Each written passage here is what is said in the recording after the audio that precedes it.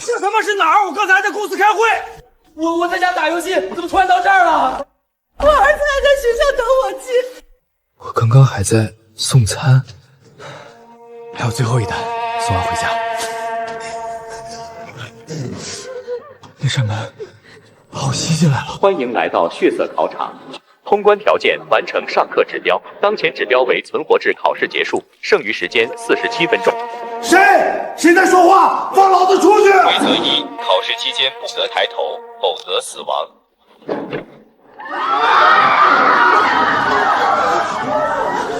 死了！别抬头，刚才那个人是抬了头才死的，只要不抬头就没事。你怎么确定？我进来比你早几分钟。广播说规则之前有2个人抬头看了一眼黑板，都没事。广播之前抬头没事，广播之后抬头就死了，所以规则是在广播宣布的那一刻才激活的。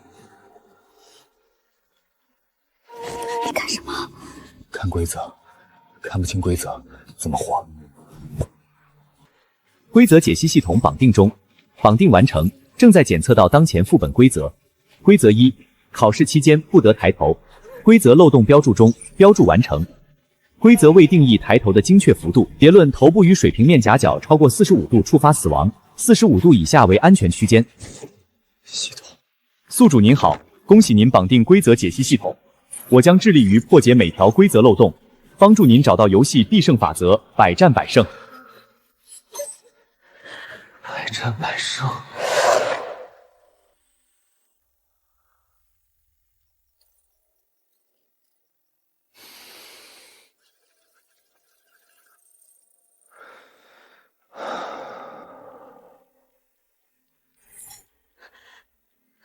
帮我个忙。什么？我现在要做一个测试，如果我死了，你就保持现在，不要动，等倒计时结束。你疯了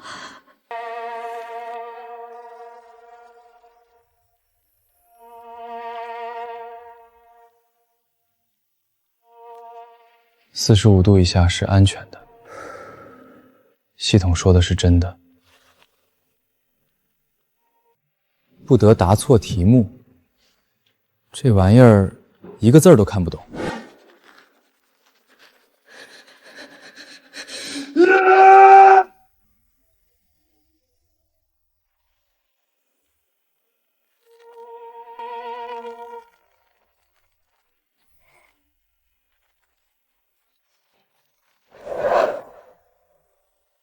规则说不得答错题目，他写了一个符号，判定答题了，而且是错的。这份试卷上的题目根本看不懂，不管写什么都算答错，所以落笔就是死。交卷没说必须答题，那交白卷呢？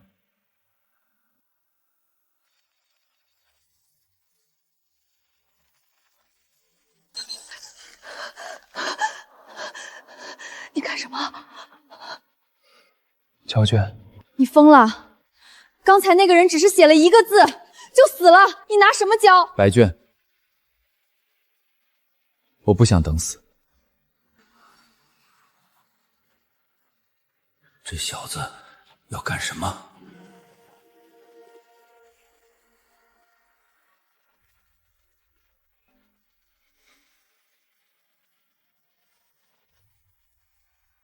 第3条规则，交卷后即可离开考场。我交了白卷，算不算交卷？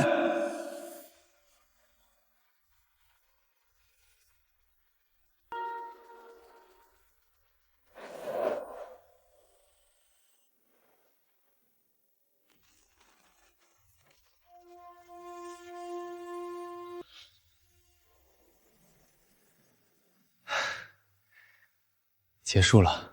检测到漏洞利用成功，规则逻辑冲突。规则2要求不得答错题目，但空白试卷未触发答题判定。规则3要求交卷，宿主已完成交卷动作。规则体系产生悖论，副本血色考场通关。本次副本使用规则解析次数1次，污染值5%，当前污染值。污染值？那是什么？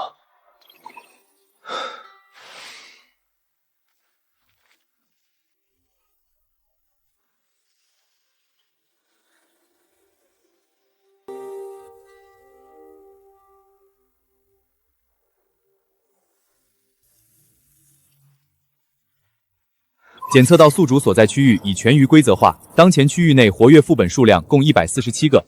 倒计时归0后，所有副本将同时进入爆发态。建议宿主尽快提升解析能力。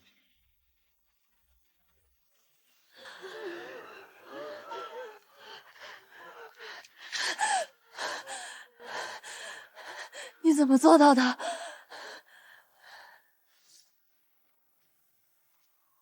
运气。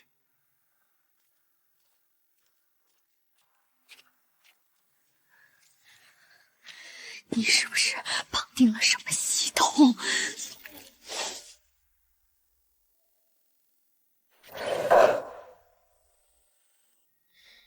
你怎么知道的？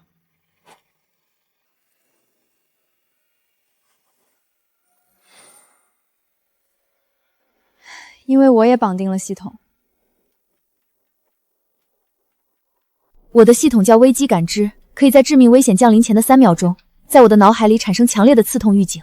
但是，它只能感知到危险即将发生，却无法告诉我危险的具体内容和方向。你的系统是什么？规则解析。果然是这样，我的系统很废，只有3秒。但刚才在教室里，那个光头男死之前3秒，我的脑袋快要炸开了。那个眼镜男落笔前，警报再次拉响。所以你才在规则宣布后阻止我？对，是我的系统告诉我你会死，但我不知道危险是因为你抬头，还是因为别的原因。林北，你的系统能解析规则漏洞，而我的系统能感知瞬时的危险，这意味着我能在危险来临前给你拉响警报，而你负责找出安全的出路。我们单独行动，在这座城市里撑不过3天，但如果合作，我负责排雷，你负责带路，我们就能活下去。3秒预警，在瞬息万变的规则里够做什么？够我喊一声停，也够你收回迈出去的脚。行，那个小兄弟，我刚才在后面不小心听到了，你们俩都是有那什么系统的人。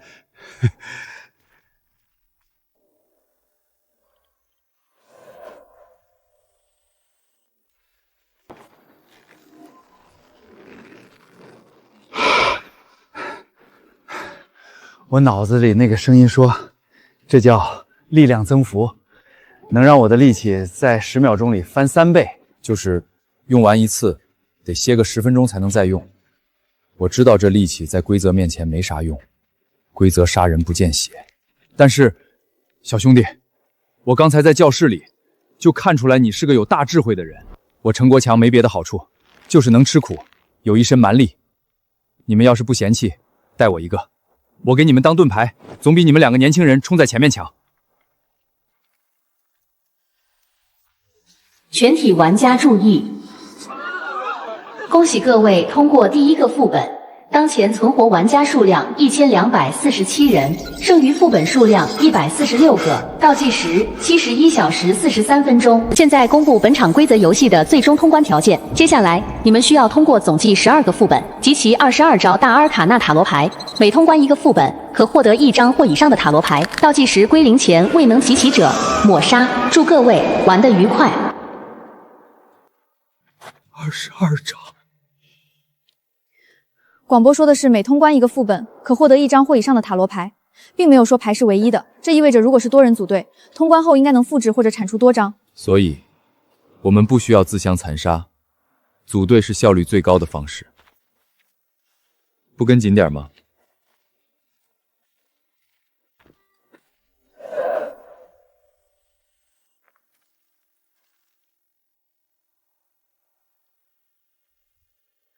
我们接下来去哪儿？总不能在大街上瞎晃。周围副本分布扫描中，左侧120米 D 级副本规则书店，右侧80米 C 级副本规则药房，前方200米 B 级副本规则停车场。目标建筑社区超市，当前未检测到副本能量波动，安全度高。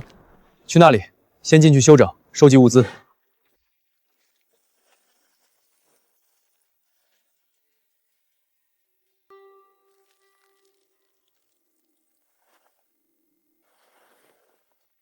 地上的脚印很杂，有大有小，至少有10几个人在不久前搜刮过这里。末日来临的时候，食物和水永远是最先消失的。找找还有没有剩下的。俊哥，您慢点儿，这家超市没红光，没被副本覆盖，咱们进去歇歇脚，顺便把剩下的水都弄走。哟，这破地方还有人呢。嘿嘿，从哪个副本里爬出来的？血色考场。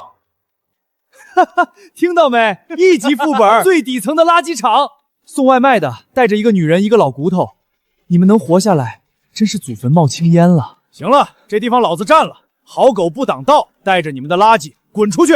是我们先来的，物资也是我们先找到的。老东西，你刚才说什么？我说我们先来，先来的。凭什么？凭你年龄大，还是凭你死？俊哥，别跟他们废话，直接赶出去得了。最后说一遍，滚出去！我们只是在这里休息，不惹事。不惹事儿？你一个送外卖的，在这种地方你连自己都保护不了，还想惹事儿？我告诉你，在这里，拳头才是王道。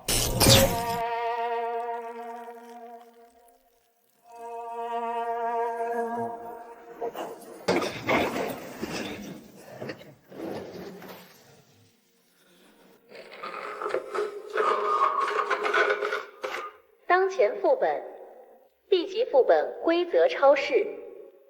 规则1：顾客是上帝。规则2：不得触碰任何标有非卖品标签的商品。规则3：结账时必须使用本超市指定货币。通关条件：完成1次合法购买，并从出口离开超市。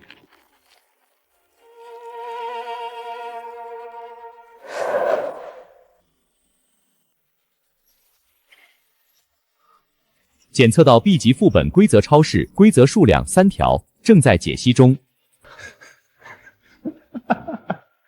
B 级副本，就这？正好让你们见识见识什么叫 B 级系统。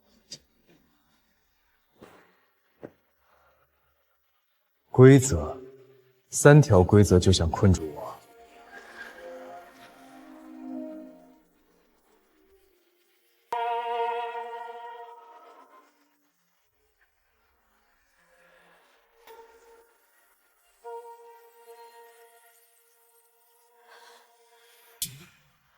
送外卖的，你看好了。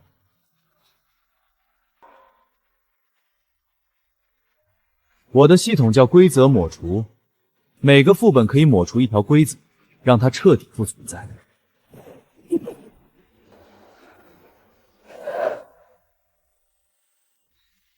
第1条规则：顾客是上帝，给我消失。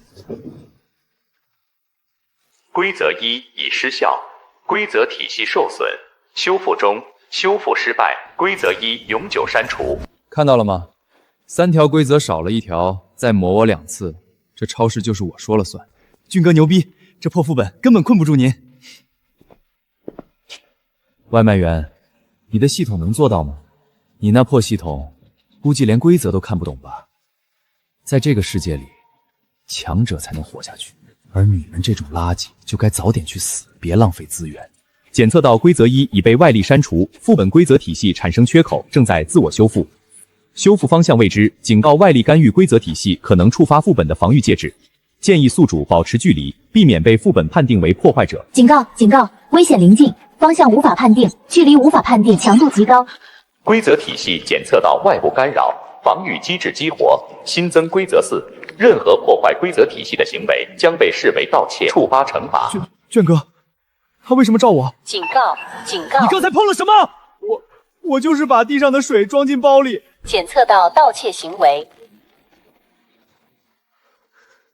怎么回事？分析完成，该副本的规则体系拥有强大的自我修复能力。每当1条规则被外力删除，副本会新增1条规则，同时将破坏规则这一行为重新定义为违规。所以这个副本绝对不能被暴力破解。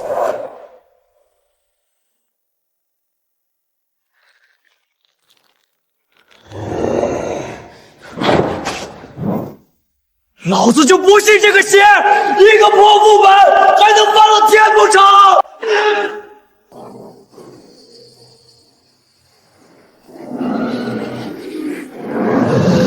警告！检测至编号043玩家正在尝试抹除防御机制，判定抹除失败，该行为已被记录。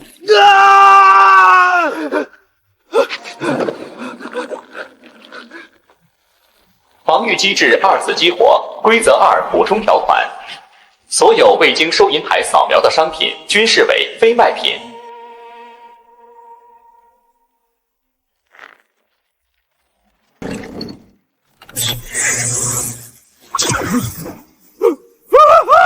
军哥，救我！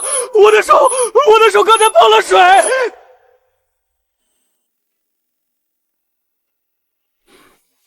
滚开！别拉着老子送死！啊！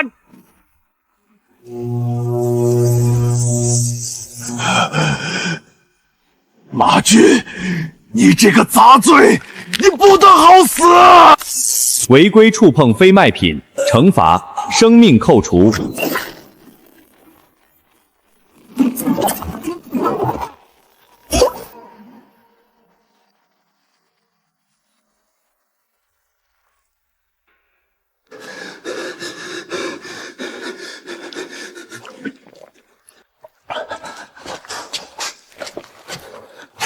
小兄弟，这可怎么办？2个大活人就这么没了。逻辑链条闭合，漏洞解析成功。未定义货币形态。原来如此，物物交换。你死前你在摇头，你提前知道了。我不知道，只是感觉到了危险。快说，怎么出去？不然我掐死你！给老子放手！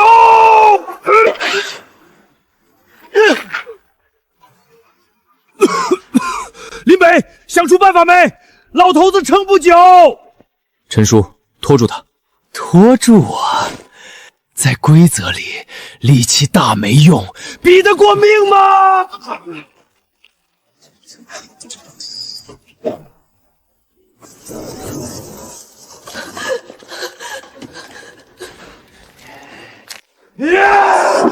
放开他，我来做交易。你一个送外卖的，去送死吗？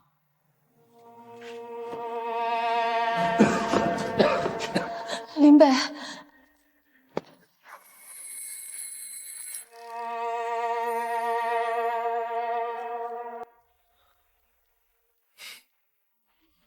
警告：编号094玩家，你正在触碰非卖品，你已被判定为盗窃嫌疑人，距离惩罚执行还有3秒。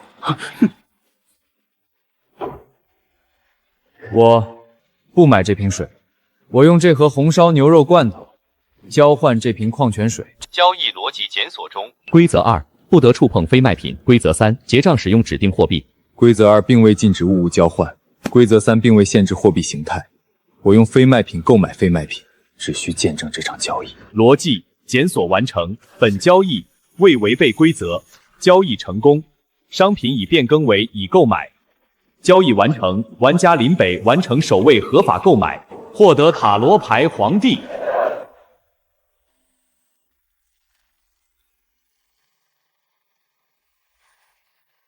玩家林北获得塔罗牌皇帝，当前污染值10%。去，每个人都能完成一次物物交换。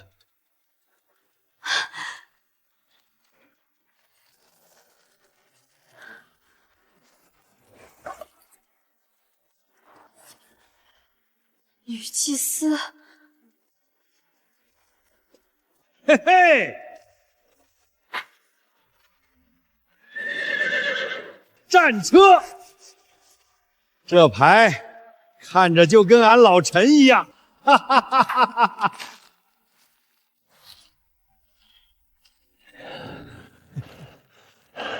我还活着，林北，你别以为只有你能赢。他的手，你破坏规则，规则就会在你身上割肉，那只手就是他付出的代价。走吧。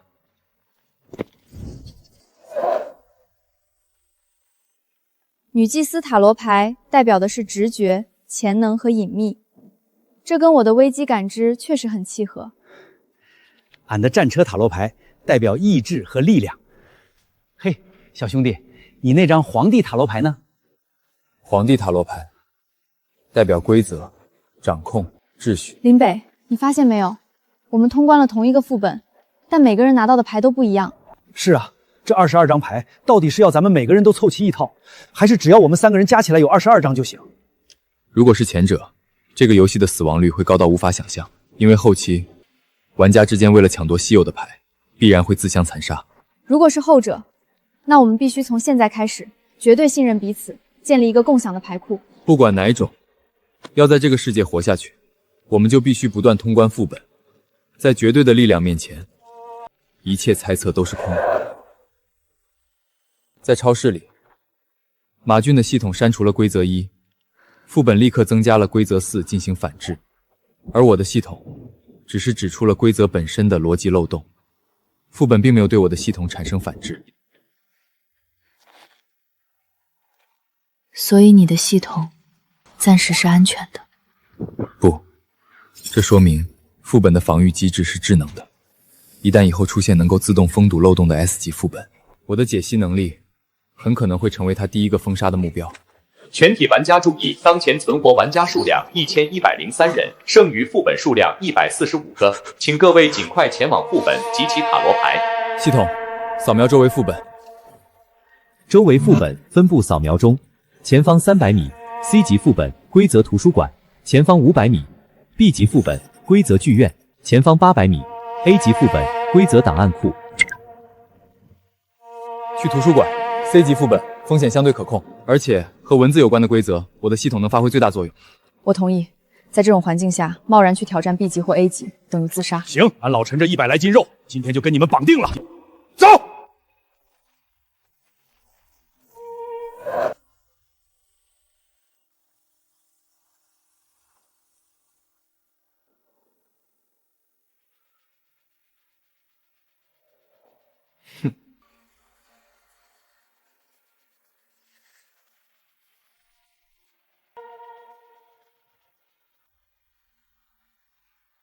又来3个，一个送外卖的，一个学生妹，一个老家伙，这副本的门槛也太低了。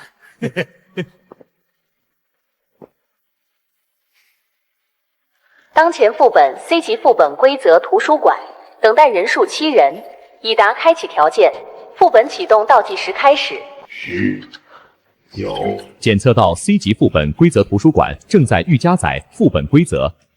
3、2、1，副本开启。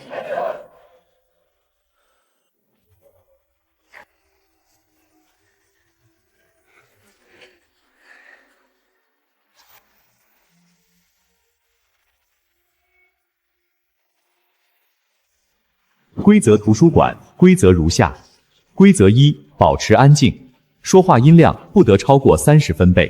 规则2，每人每次只可借阅1本图书。规则3，借阅的图书必须在30分钟内归还，超时者将永久留管。规则4，不得损坏任何图书。规则5，离开图书馆前必须完成1次捡购。C 级副本就是 C 级，规则写的清清楚楚。保持安静，借1本书，30分钟内还，别弄坏然后走人，简单。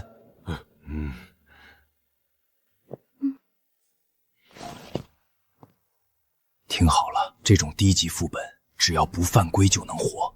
第1条说话小点声，第2条一人拿1本，第3条拿了赶紧还，第4别把书弄坏了，第5条走之前借1次，听明白没有？明白了，烈哥。明白了。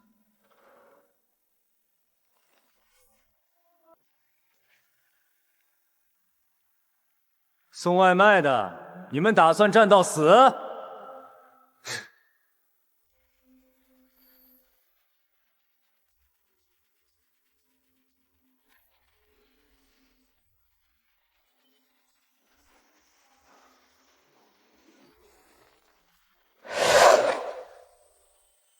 碰都不能碰，规则里没讲啊。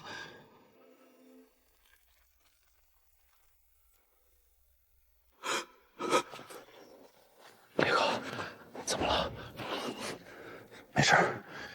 规则怎么判定的。规则解析中，检测到规则1保持安静未定义测量标准，规则2借阅未定义是否必须阅读，规则3 30分钟倒计时未定义起始时间点，规则4损坏未定义程度，规则5完成一次借阅与规则2存在逻辑切量，正在检索可利用漏洞。警告！警告！检测到副本限制，该副本禁止使用解析类系统能力，规则解析功能已锁定。系统被锁了。你怎么了？系统被锁了。什么意思？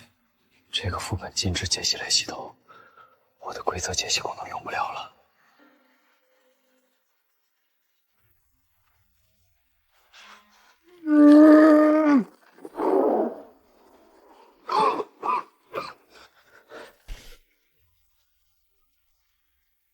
写的什么玩意儿？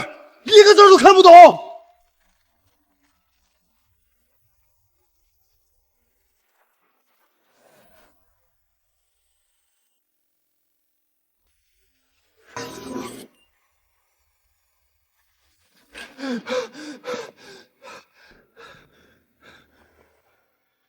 废物，让你别弄坏书，你折了书角。烈哥，我不是故意的。闭嘴！趁他没注意，赶紧放回去。再出声吸引到他，你就真死了。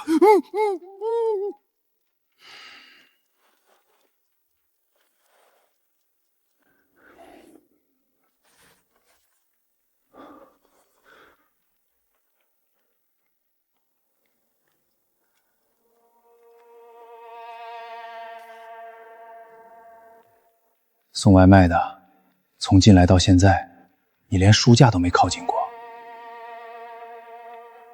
怕了？也对，你一个送外卖的，平时接触的都是电动车和快餐箱。哼，图书馆这种地方，你估计从来没进过吧？哼，我观察你半天了，你绑定的那个系统是用不了了吧？哈哈哈，果然。我进过的副本比你多，有些副本会限制特定类型的系统，解析类就是最容易锁的那种。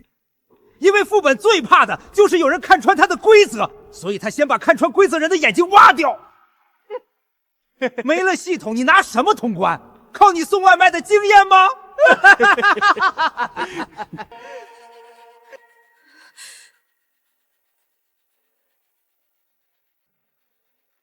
行。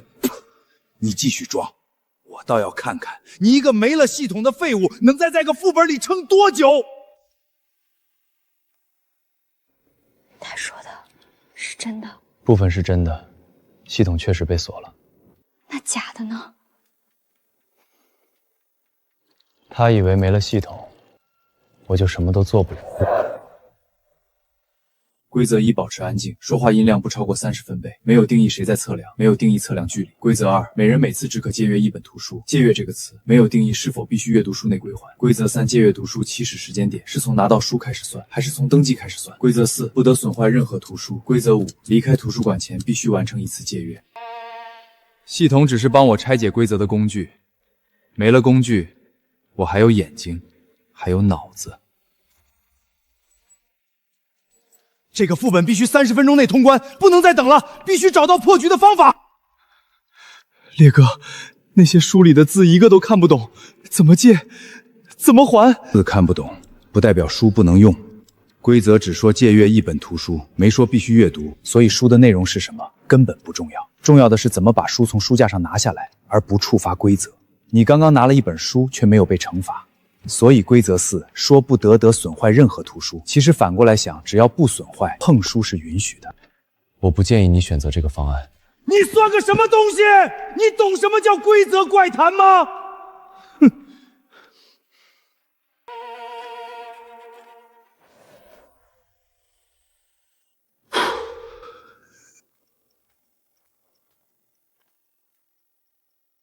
看到了吗？规则这东西，只要你不触犯它的底线，它就不会咬你。你这种废物又怎么会明白呢？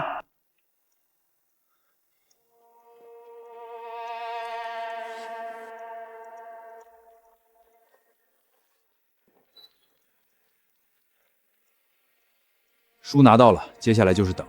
规则3说30分钟内必须归还，我们等到倒计时快结束的时候还回去，然后离开。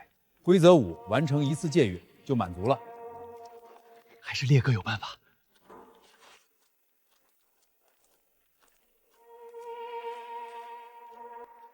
送外卖的，你们3个打算空手出去？哈哈哈哈！哦，我忘了，你没系统，脑子也不够用。你这种人在副本里活不过3天。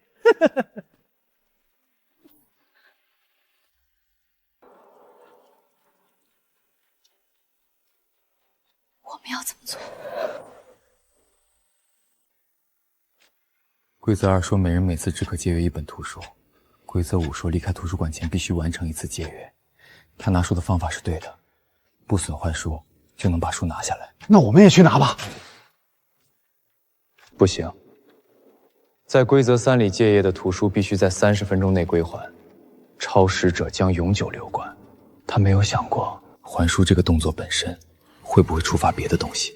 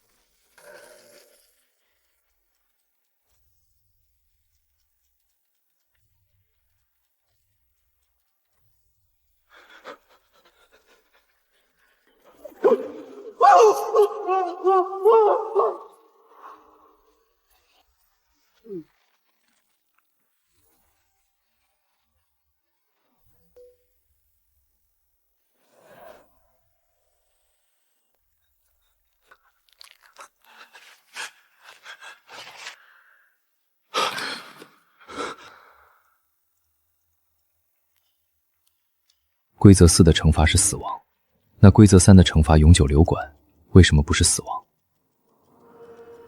如果永久留馆意味着变成这里的一部分，那他为什么还要设置规则5离开前完成借阅？直接把所有人永远留下不就行了？所以留馆和离开是2条平行路径，副本允许选择，要么按时还书离开，要么超时永远留下来。但无论你选哪条路，规则5都必须满足。所以真正的破局点不在书架上，在借窥台。别看，管好自己手里的书。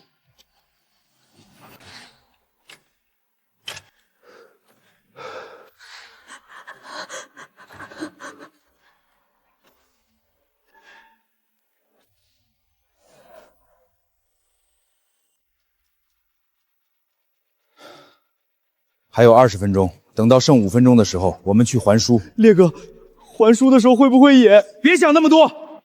规则3之说必须在30分钟内归还，只要不损坏书就能活。我大概知道怎么破了。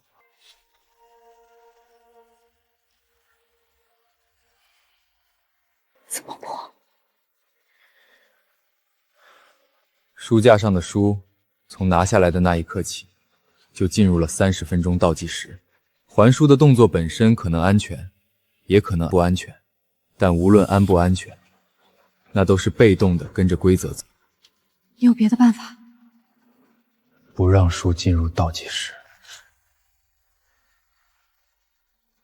怎么借？怎么还？规则2说借阅1本图书，规则3说借阅的图书必须在30钟内归还。2条规则共享同一个关键词借阅。如果我不从书架上拿书，但我完成了借阅，那规则2就满足了。同时，因为没有实体书进入我的手里，规则3的倒计时就不会启动。不拿书怎么借阅？规则全文没有定义过图书必须是纸制品，不是吗？你想用别的东西当书？对。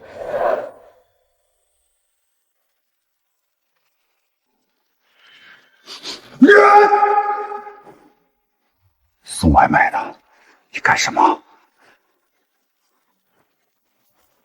我问你话呢，你要干什么？借书。借书？你手里连书都没有，你借什么？借空气？烈哥，他是不是被吓傻了？书架在那边，他往借阅台走。你是不是以为只要走到借阅台前，说一句我要借书，就算借阅了？你这种人连规则都读不懂。规则2写的是每人每次只可借窥1本图书，图书懂吗？得是书架上那些，你空着手去借给台，管理员能理你才怪。行，你去，等你触发了规则，死了别怪我没提醒你。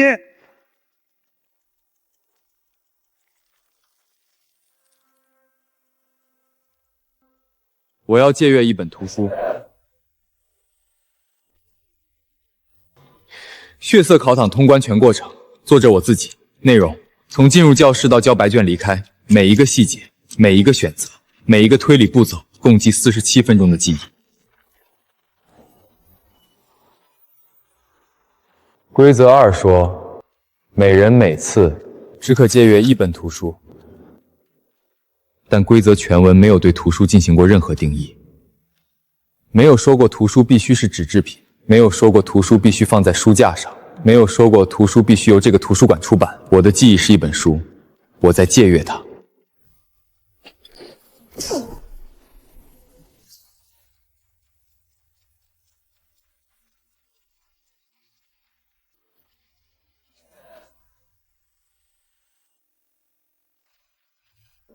登记完成，借阅物为编号094考生林北的记忆，书名《血色考场通关全过程》，非本图书馆出版书籍，不必归还。成了。我要借阅我的记忆，书名《血色考场中的危机感知》，作者我自己。哈哈哈哈哈！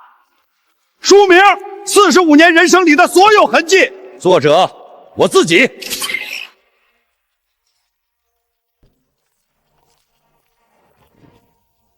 用记忆当书，这他妈也可以。我也要借我的记忆，书名就叫我的记忆。借阅失败，您已经从书架上选择了1本实体图书，请等待30分钟归还即可。为什么？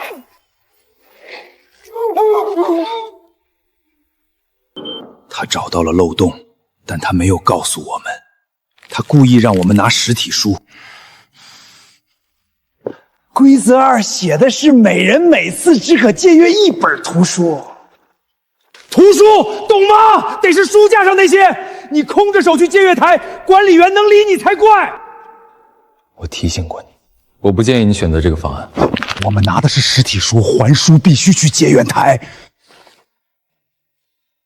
我并没有借阅图书馆中出品的书籍，不是吗？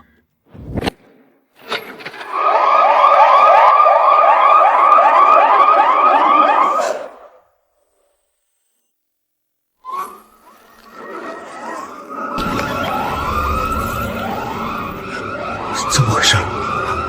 我没碰他，我没弄坏他。检测到违规行为，编号067考生罗烈，编号089考生周成，编号091考生方林，借阅实体图书后未在归还时间内完成归还动作，规则3处罚，永久留馆。放屁！倒计时还有20分钟，我们还没超时。你也看清楚，还有20分钟。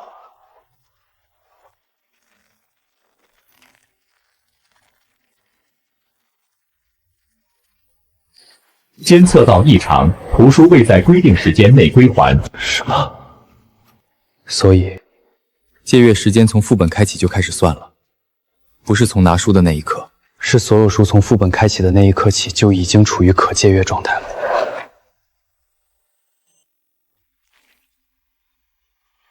不对，不对！规则3说，借阅的图书必须在30分钟内归还，我们才拿了9分钟，还有21分钟。规则3补充条款：借阅计时从副本开启时刻起算，与考生是否取书无关。所有书架上的图书自副本开启起均已进入借阅倒计时。这是临时加的，这是你临时加的。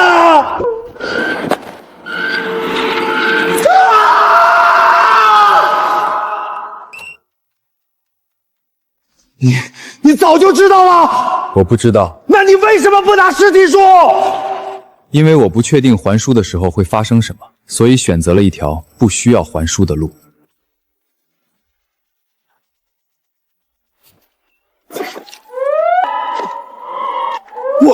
我不能死在这里，我不能！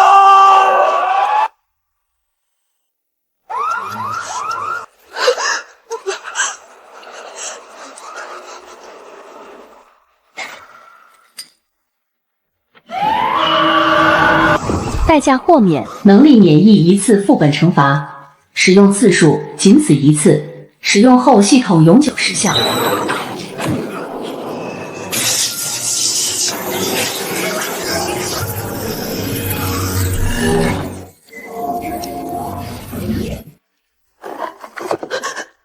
那个，我看不见了。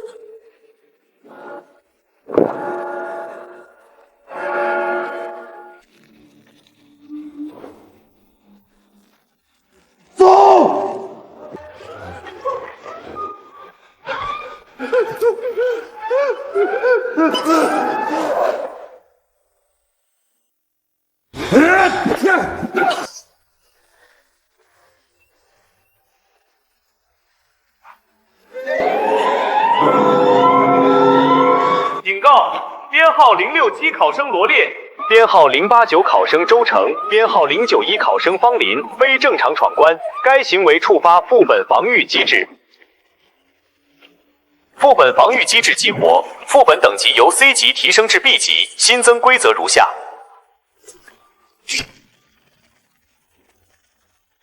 规则6：任何形式的借阅均需归还。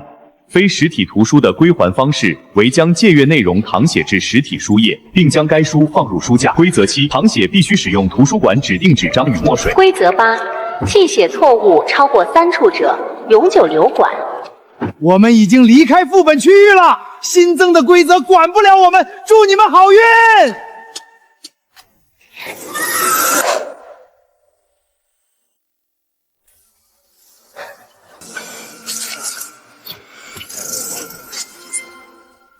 这些新增的规则，他把我们的漏洞全堵上了。那个姓罗的说的对，他现在出去了，我们被困在这儿了，咱们还有办法吗？系统被锁，规则678全是针对我的漏洞新增的，但副本防御机制不是为了杀死所有人，是为了封堵被利用过的漏洞。但它封堵的方式是增加规则的复杂度，规则越复杂，漏洞就越多。指定纸张与墨水，全文没有定义纸张和墨水的位置，没有定义获取方式。你去哪儿？找纸和墨。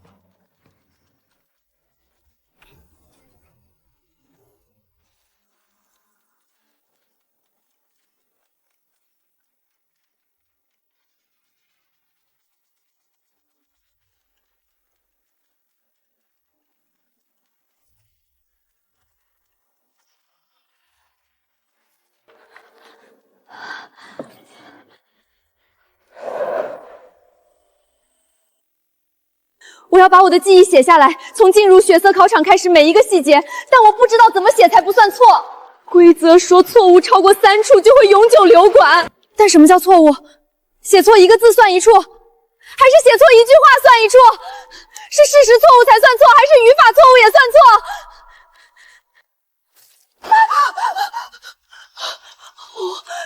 记不清了，血色考场里光头男死的时候，他是先抬头再听到骨头断的声音，还是先听到声音再抬头？我记得是先抬头，我记错了，算不算错误？这不是你一个人的问题，记忆本身就不是绝对准确的。人在恐惧状态下，记忆会失真，会错位，会自我修正。如果规则里的错误包含记忆偏差，那没有人能活着出去。纸张上有编号，墨水瓶上也有编号。我拿纸的时候，架子上每一叠纸都有编号。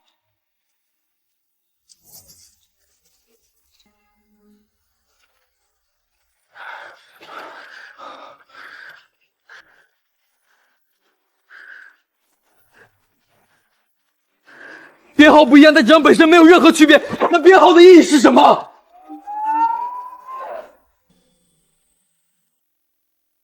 墨水也有编号，纸也有编号，但规则7只说必须使用图书馆指定纸张与墨水，没有说必须使用对应编号的。不，规则不会设置无意义的元素，编号一定有用，只是我还没找到它的逻辑。这有啥区别？不都是红墨水吗？停！别动！我的系统响了，就在你落笔之前。也就是说，如果你刚才那一笔画下去了，你会死。规则8说，错误超过3处永久流管，但如果誊写还没开始，一滴墨水就算第一处错误。那意味着从你拿起笔的那一刻起，每一个动作都可能被判定为誊写的一部分。写错字是错误，写漏字是错误，墨水滴落是错误，甚至连笔顺不对都可能算错误。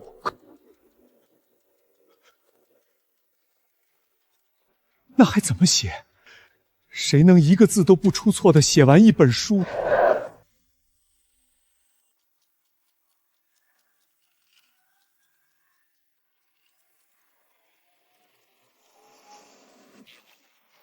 你还记得血色考堂里你交白卷的时候吗？记得。那时候你说规则2说不得答错题目，但空白试卷未触发答题判定，你利用了规则没有定义答题这个动作的漏洞。那现在呢？规则6说将借阅内容誊写至实体书页，它有没有定义必须是本人亲手写的？没有定义必须是本人亲手写。没有任何一条规则说过，誊写的内容必须是文字。墨水编号067，纸张编号094，我用067的墨水在094号纸上画了一笔，没有任何警告，所以编号不是绑定的。那编号的真正用途是什么？借出卡、纸张、墨水都有编号，3种编号。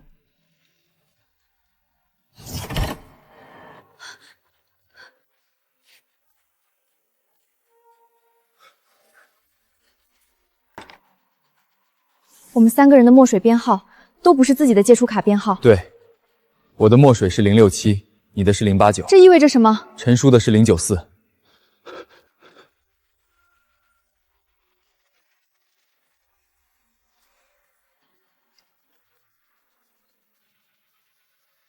这不是3套独立的誊写工具，这是一套拼图。誊写不需要我们亲手写，这个副本在建立的时候就已经把正确的内容印在这些纸张的水印里。我们要做的不是把记忆写下来，是把水印拼出来。所以，规则8说的错误，不是指我们记忆的错误，是指誊写内容和原始水印不匹配。对，副本从头到尾就没打算让我们真的写一本自传，他要的是我们找到正确的方式，把已经存在的内容还回去。规则6说将借阅内容团写至实体书页，但他没说过团写的内容必须是我们自己创造的。水印上的内容就是副本认可的正确内容。可是咱们怎么把水印弄出来？这玩意儿是印在纸里的，又不是写上去的。水印是用特殊工艺压进纸里的，平时看不见，但墨水会渗透纸张。水印部分的纤维密度和其他地方不一样，墨水的渗透速度不同，水印的图案就会显现出来。检测到誊写内容，内容与原始借阅记录匹配，错误数量为0。编号094考生林北，非实体图书已归还，可以离开。编号077考生苏婉，错误数量为0，可以离开。编号082考生陈国强，错误数量为0，可以离开。我的老天爷，我还以为真要写一本书。如果咱们3个没有组队，而是单独进来的，每人只能拿到自己编号的纸和墨水，永远拼不出水印图案。所以这个副本的设计逻辑是：单独进入必死，组队进入且成员之间愿意共享信息才能活。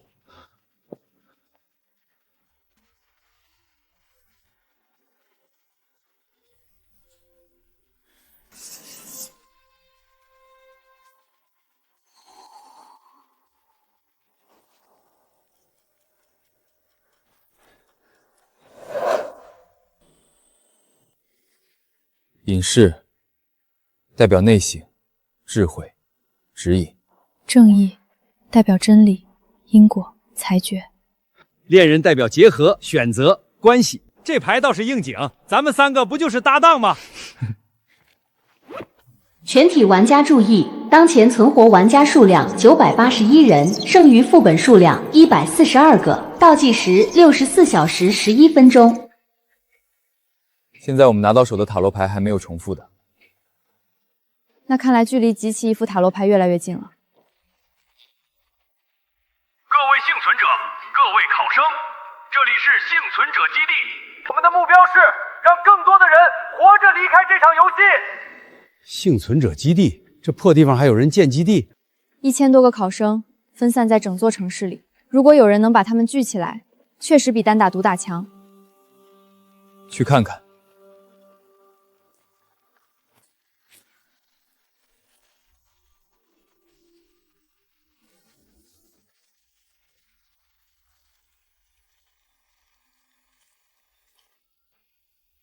新来的，是。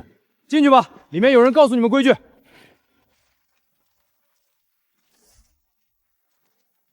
门口那2个人拿的是真家伙，这基地不简单。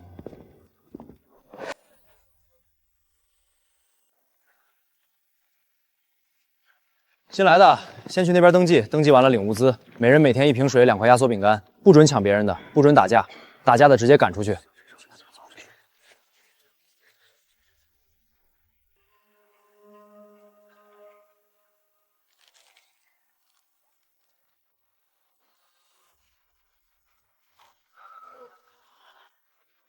哟，活着出来了，我还以为你们3个要永久留馆了。你怎么出来的？题写了一整本自传，写错几个字儿？岳哥，他们肯定是运气好，瞎猫碰上死耗子。不过怎么出来已经无所谓了，反正现在大家都在这儿，你手里那几张牌迟早得交出来。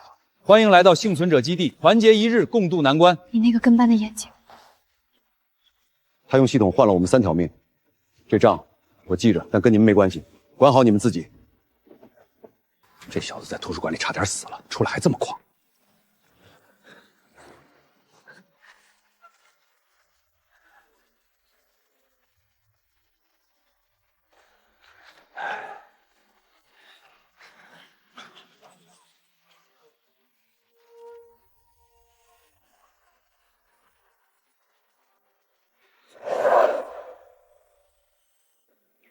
各位，安静一下。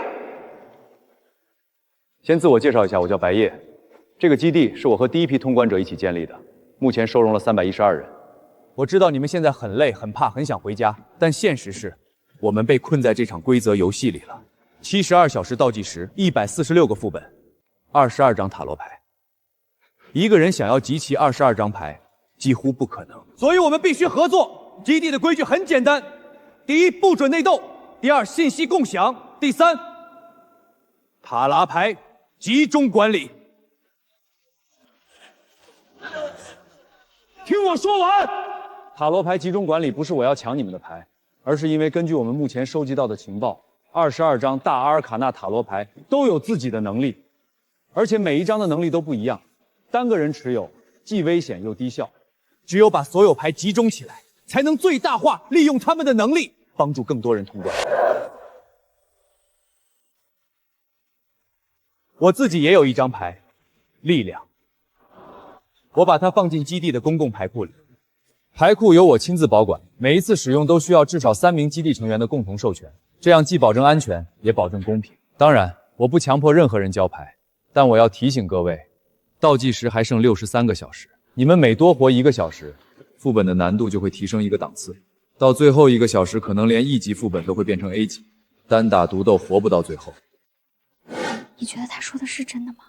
部分是真的，副本难度随时间提升应该是真的。塔罗牌有不同的能力，也可能是真的，但集中管理是不是为了公平，不知道。咱们的牌交不交？先看看别人怎么做。我知道大家有顾虑，所以我不强迫任何人。愿意交牌的，现在可以过来登记；不愿意的，我建议你们至少来看一看，看看别人都交了什么牌。信息共享，从了解开始。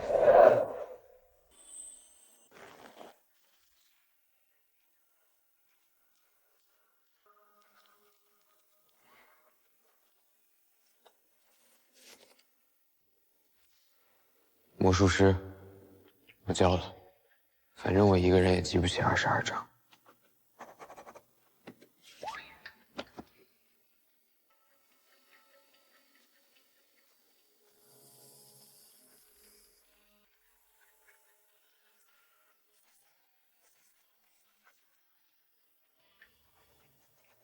塔罗牌居然重复的这么多。你的皇帝没有重复。这意味着什么？意味着22张牌不是平均分布的，有些牌很常见，比如女祭司、战车、隐士，但有些牌极度稀有，皇帝可能是其中之一。白夜说要集齐22张牌，但如果有些牌只有1张，那意味着不是所有人都能集齐，只有拿到稀有牌的人才有可能凑满一副，而其他人不管通关多少个副本，拿到的都只是重复的普通牌。他知道这一点。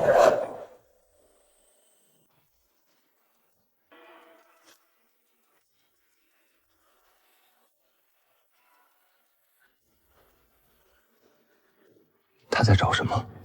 他在找稀有牌。他建的基地，他定的规矩，他管的牌库，他让别人交牌，自己只交了1张力量。如果稀有牌只有1张，那谁能集齐22张，谁就能活着出去。我们交不交？不交，至少现在不交。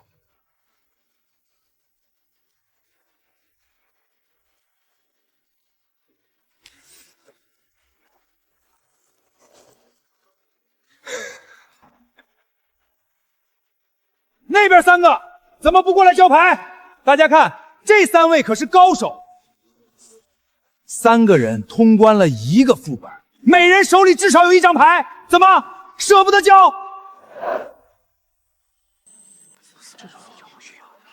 别人都交了，他们凭什么不交？就是，白哥都把塔罗牌力量8交出来了，他们几张破牌还藏着捏着。行了，我刚才说过了，基地不强迫任何人交牌，可以交，也可以先观望。我们并非集中营，谁愿交我欢迎，不交也是自由，不准排挤任何人，听懂了吗？你们刚来，先休息，什么时候想了解了解，随时来找我。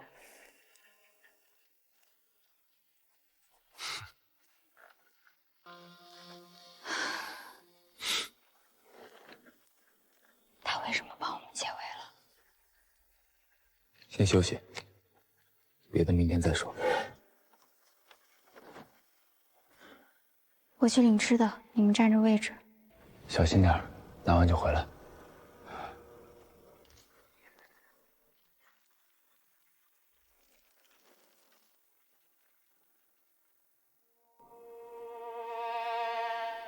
没了。没了。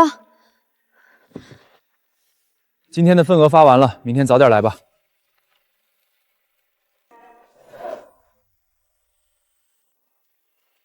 不发就赶紧走，我们还等着呢。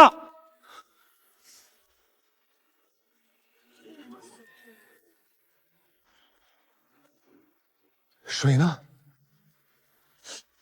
说发完了。发完了。我刚才明明看到那箱子里还有。坐下。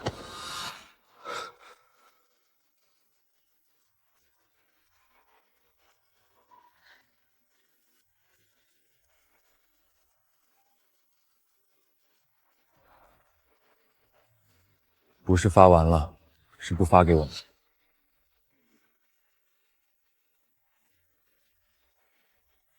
是因为我们没交牌。我这还有半瓶，你们先喝。你呢？我不渴。我也不渴。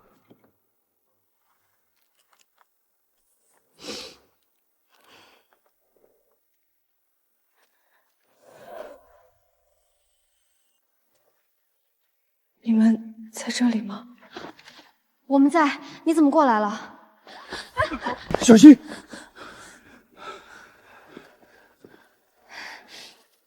谢谢。这个给你们。你怎么知道我们没领到？我听说那3个没交牌的以后都不发物资了，我觉得这样不对。方林，谢谢你，但你把东西给了我们，你吃什么？烈哥会照顾我的，他嘴上凶，但不会让我饿着。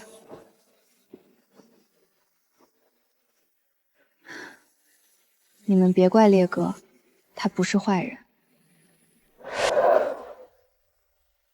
我我们都是孤儿院的，烈哥比我们大几岁，从小就是他罩着我们。周成就是那个肌肉男，他小时候老被人欺负。我胆子小，被人抢了东西也不敢说，烈哥就去帮我要回来。在这个世界里，烈哥觉得只有够凶够狠，别人才不敢欺负你。他觉得如果被人看出你善良，就会被利用，被当成软柿子捏。但我知道你们是好人。你怎么知道？在图书馆的时候，你们拦住了烈哥，让他别去送死。虽然烈哥不领情，但我记得，我的眼睛看不见了，但我心里看得更清楚。一个人的性格行为，这些骗不了人。你们3个都是好人。水和饼干你们先吃着，明天我再想办法。你的眼睛能恢复吗？代价豁免后遗症是永久的，系统没有了，眼睛也不会好了。但是没关系，烈哥说了，他会带我出去。方林，谁让你跑到这边来的？烈哥，我出来透透气。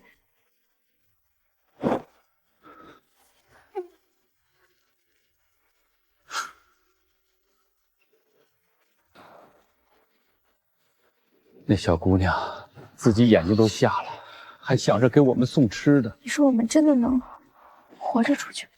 一定能，我们都能活着出去。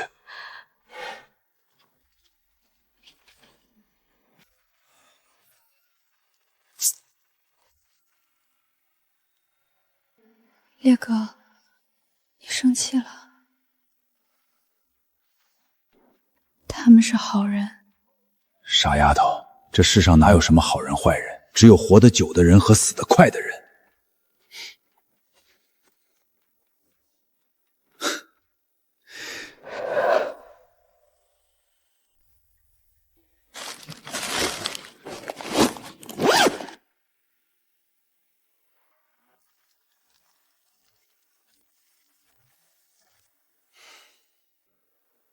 休息的怎么样？还行。罗烈跟我说了你们在图书馆的事儿。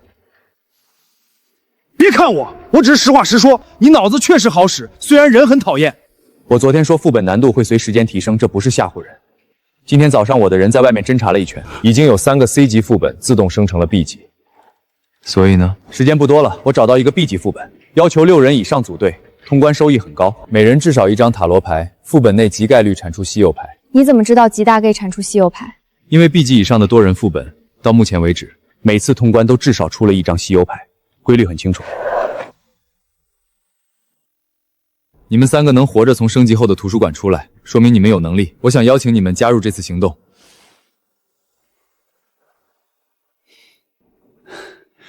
你去哪儿，我去哪儿。行，但我们有个条件，说进副本之后，如果我发现你的判断有问题，我们3个会按自己的方式行动。可以，但同样的，如果我觉得你的行动威胁到团队安全，我也有权干预。哼，你也就脑子值点钱，到了副本里别拖我们后腿。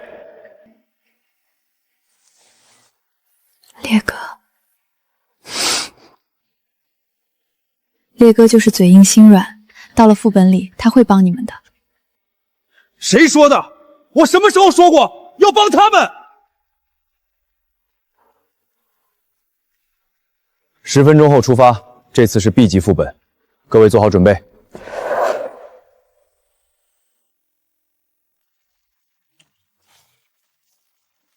你觉得白夜为什么非要拉上我们？他说规律很清楚 ，B 级多人副本必出稀有牌，但他没说稀有牌能出几张。如果稀有牌只有1张，那每次产出的稀有牌能分给谁？你是说他想借我们的力通关，但最后的稀有牌他会想办法拿走？不知道，但不排除这种可能。那咱们进去之后多留个心眼儿。到了。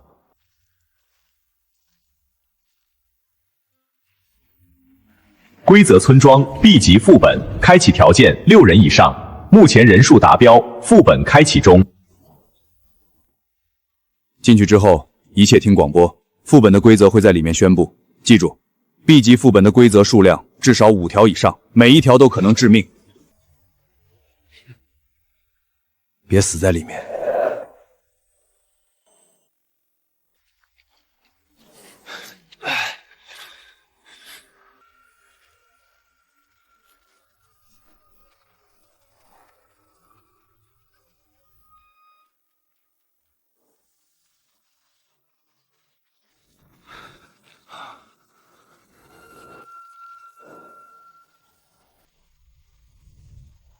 所有人原地别动，等广播。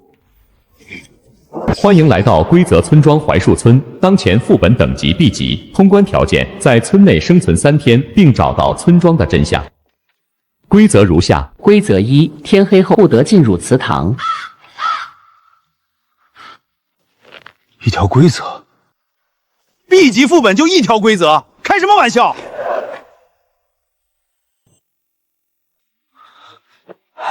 白哥，这不对，我记录过13个副本 ，B 级最少也有5条规则，只有1条的。只有2种可能，要么大部分规则是隐藏的，需要触发才会显现；要么规则本身很模糊，要执行的时候才能知道标准。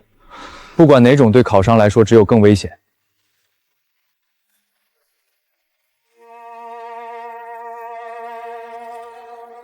检测到 B 级副本规则村庄槐树。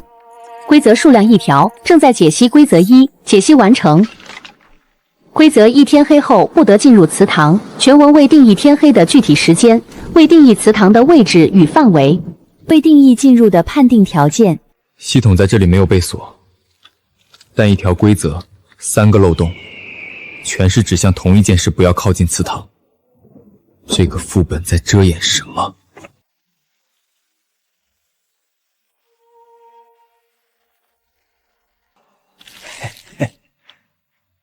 各位，是外面来的客人吧？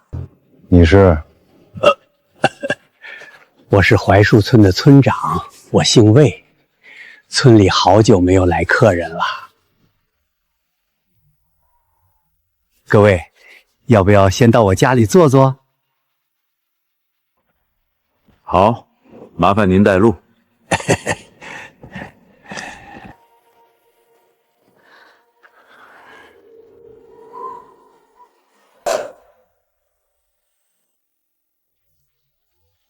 屋里简陋，别嫌弃。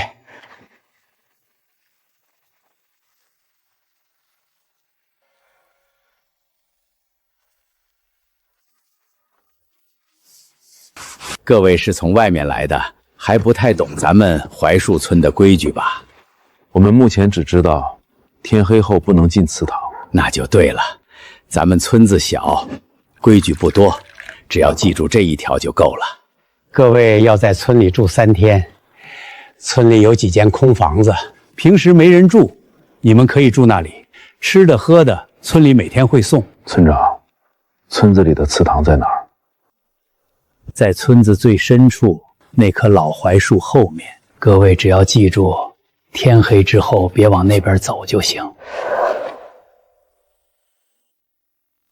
你注意到他的手了吗？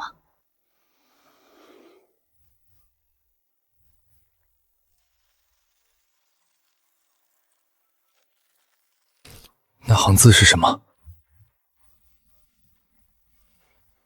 村长，村里除了您，还有多少村民？不多，20、30口人，大部分是老人和孩子，年轻人都出去打工了。村里空房子多的是，你们放心住。30口人住这么大的村子，我刚才进村的时候，看到好几间房子的窗户后面都有人影，能住满那么多房？那是你们看错了，村里空房子多，有的房子没人住，门窗关不严，风一吹就像有人在动。麻烦村长带我们去住的地方看看。好，你们跟我来。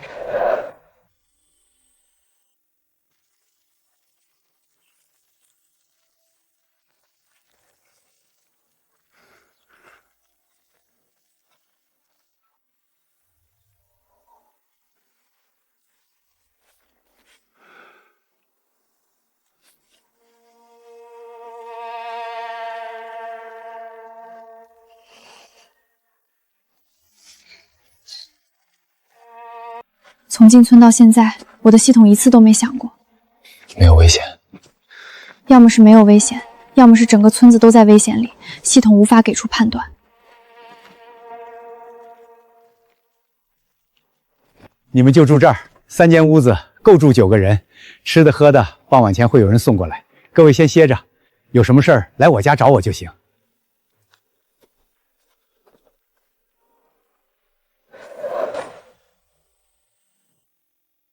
这村子有鬼。没错 ，B 级副本怎么可能只有一条规则？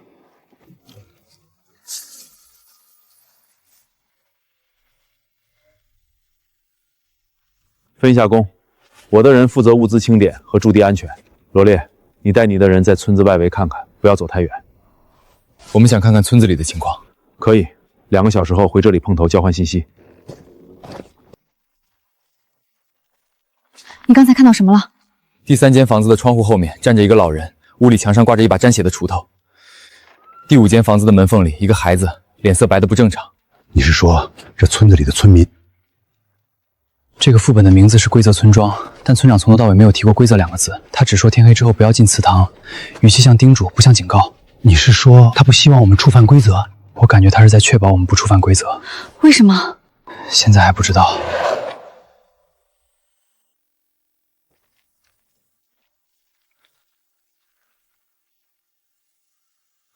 检测到位置，规则指定地点祠堂。规则1：天黑后不得进入祠堂。当前时间下午14点23分，距离日落约3小时37分钟。当前进入祠堂安全。只说了天黑不能进，现在应该没什么问题。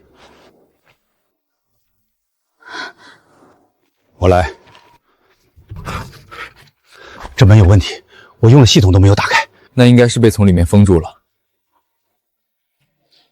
这些布条不是塞在门缝里的，是从门里面往外塞的。有人在祠堂里面。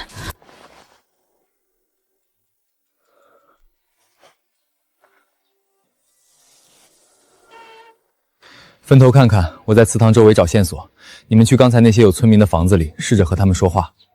规则说天黑后不能进祠堂，但没说不准白天进。但祠堂白天打不开，所以无论白天黑夜都进不去。这个副本的真正规则还没有浮出水面。宿主是否对规则1进行2次解析？不用，规则1的漏洞太明显了，明显的像是故意放在那里让人发现的。真正的陷阱不在规则1里，在祠堂里。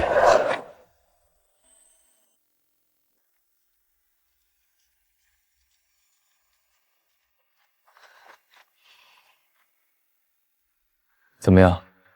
敲了4户人家的门，明明窗户后面有人，明明门缝里有光，但就是不理会。有一户我敲了5分钟，里面的脚步声走到门后面停住了。隔着一扇门，我能听到门那边有呼吸声，但就是不说话也不开门。我那边也差不多，敲了3户，有一户门没关严。我推了一条缝往里看了一眼，屋里有人，一个老太太坐在椅子上，脸对着门，眼睛睁着，但她就是不动，也不说话。那眼神不像活人的眼神。先回去和大部队会合。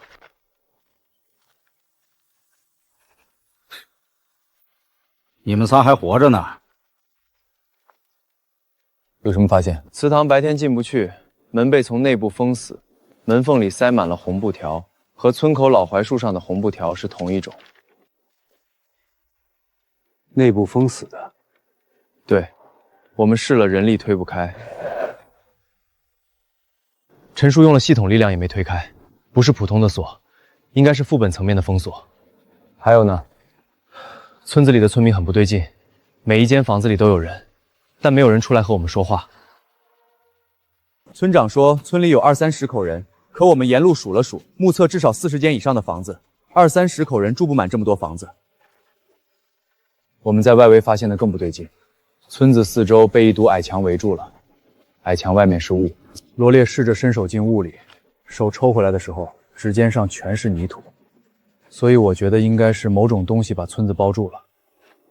还有一件事，外围有一间房子，门是开着的，我进去看了一眼，里面住着一个老头。我问他村子里的祠堂是怎么回事，老头本来一句话都不说，听到祠堂2个字，他抬起头看着我，说了一句：他说天黑之后别出门，不管听到什么都不要出门，祠堂会饿。祠堂会饿，这句话说明祠堂不是死物。所有人都在让我们远离祠堂，看来祠堂是副本的回死。祠堂怎么会饿呢？那老头是不是忽悠我们呢？如果祠堂真是副本核心，那规则1就不是限制，是提示。白哥，我们是来通关的，不是来解谜的。既然规则说了不能进祠堂，那我们就3天不进祠堂，活着出去不就行了？那万一3天后出不去呢？有人在外面走，你确定？脚步声，很多人的脚步声。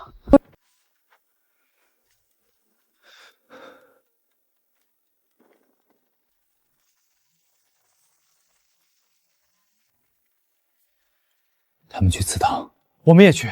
不能去，规则就是规则，违反规则会死。白哥，我们只要活过3天就行，真相可以慢慢找。你怎么看？我想去祠堂看看。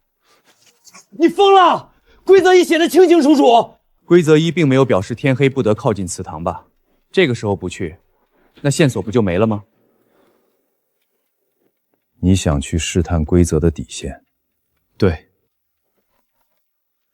好，你带你的人去祠堂外围侦查，我和罗烈以及剩下的人留守驻地。你们发现情况就回来，不要贸然进入祠堂。让他们3个去送死，这是他自己提出的，更何况我们在外面接用，一旦有变故，不就能立刻支援了吗？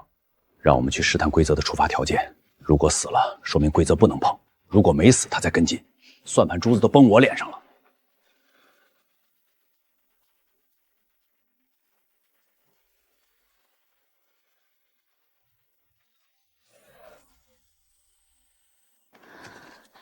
我的系统没响，到目前为止，靠近祠堂本身没有危险。危险可能在进入祠堂的那一刻才触发。那些村民走路的样子不对劲儿，你看他们的脚。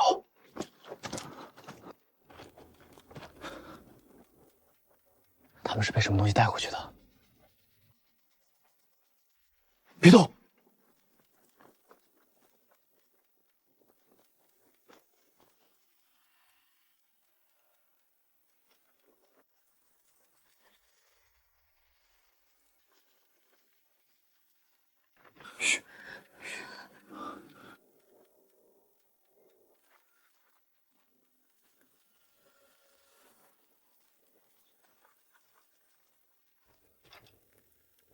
今天来了9个。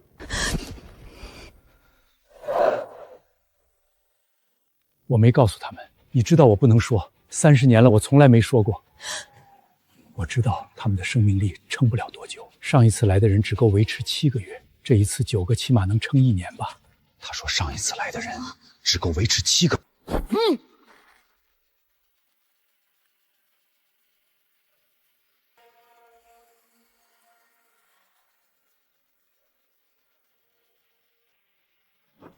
是我。你怎么来了？方林那丫头一直念叨，说你们可能会有危险，我被我说烦了，出来看看。白夜肯让你来，他巴不得你们死在祠堂外面，好证明违反规则会死，我自己偷溜出来的。我过来的时候差点撞上那个村长，他也往祠堂走，吓死我了。我们看到了，他刚刚在跟祠堂里的东西说话。这他妈不止40个人啊！那是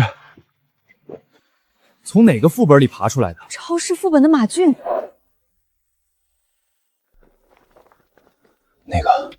那个是张平，我认识，我们一起通关过第2个副本，后来他进了一个多人副本，再也没出来。所以他们不是村民，他们是之前的闯关者，被留在村庄里的人。村长说村里有20-30口人，但这20-30口人没有一个是真正的村民，他们全是被副本留下的考生。那真正的村民呢？也许从来就没有真正的村民。30年前，也许30年前这个村庄就没了。现在活着是规则本身。你的意思是，如果我们留够3天，就会变成那些村民那样？对，通关条件说在村内生存3天，并找到村庄的真相。但如果生存3天就会导致通关失败，那这个条件就是陷阱。我们过去看看。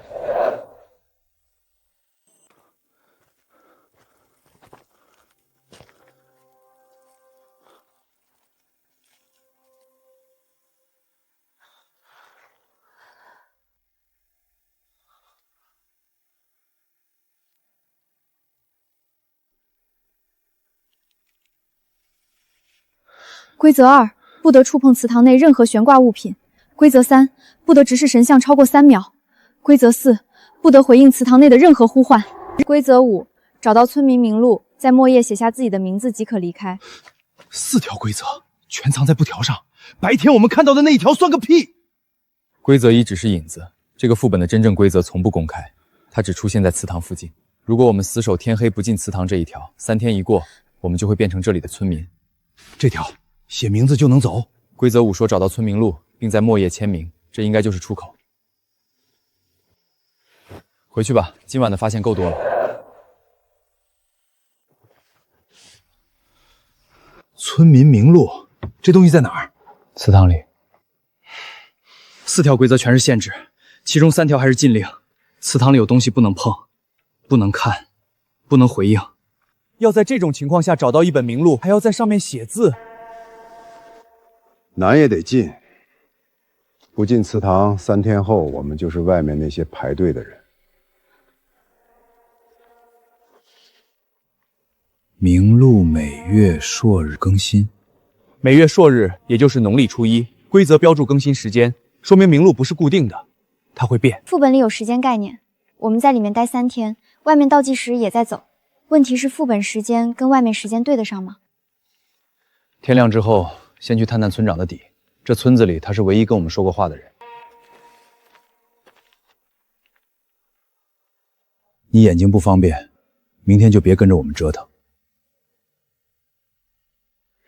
留在这边也好，免得给你们添乱。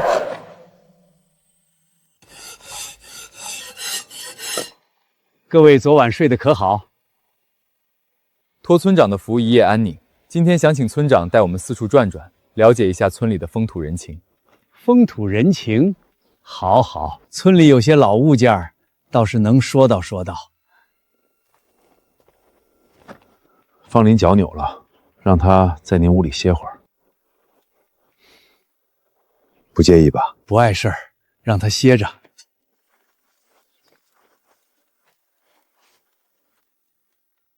村长这儿肯定比家里安全，别怕。我在这儿等你们，别担心。这间以前是王家的，这间是李家的。那时候地里收成好，村里养了10几头牛。村口那棵老槐树300多年了，比村子还老。后来怎么人少了？瘟疫，30年前闹了一场瘟疫，人走的差不多了。好在这几年村里清静，该留的都留下来了。幸好有他在，槐树村没倒。他没什么，村里人保平安的东西罢了。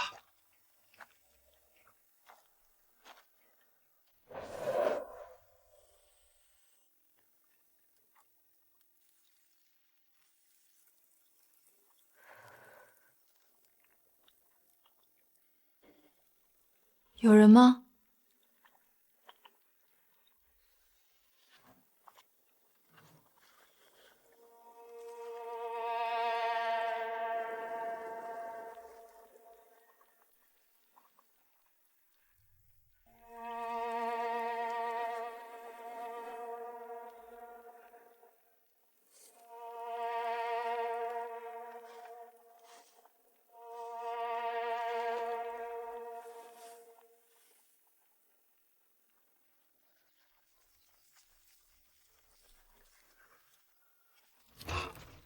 方林，我在。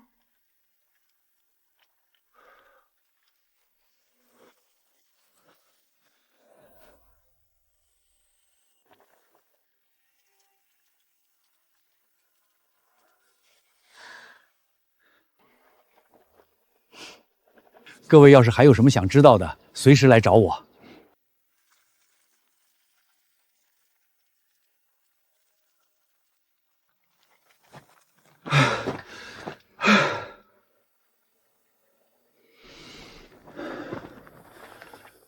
吓死我了！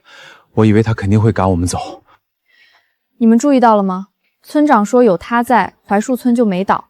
然后林北问他是谁，他马上岔开了话题。他应该就是祠堂里的东西，但不明确到底是什么。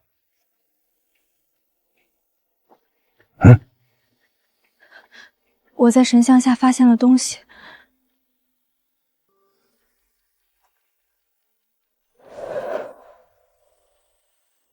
方林，你在村长家发现了什么？神像底部刻着字，字很小，刻的应该都是人名，很多名字，都像是女人的名字。女人？用指甲刻上去的。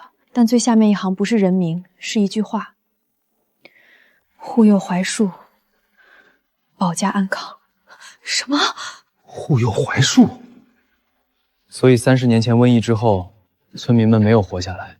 保护家园的执念太大，整个村子都被这个执念包裹了起来。外来者出不去也进不来。那祠堂里的东西，明天必须进祠堂，不然第3天一到，我们就真的要留在这里了。明天白天先去祠堂门口看看吧。如果白天还是进不去呢？那就只能等天黑。我去外面透透气。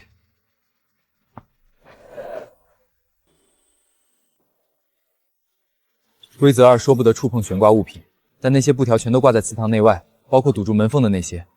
要进祠堂就必须碰到布条，碰布条就违反规则2。宿主是否解析？解析。正在解析规则2漏洞。规则2全文未定义触碰的判定标准，直接用手接触算触碰，但通过工具间接接触是否判定为触碰？规则未说明。继续。规则3直视神像超过3秒，系统可提供计时模块辅助宿主精准控制视线停留时间，每次不超过2.8秒钟。规则4不得回应呼唤，此规则可理解为单方面禁止宿主发言回应，建议进祠堂后全程保持沉默。规则5需在祠堂内找到名录实体。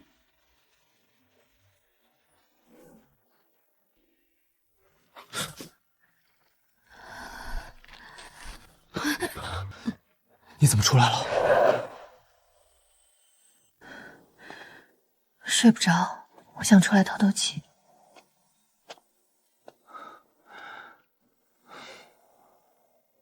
你在想明天的事儿？这个副本很难，是不是？是。但你会把他们带出去的。他们？说错了，是我们。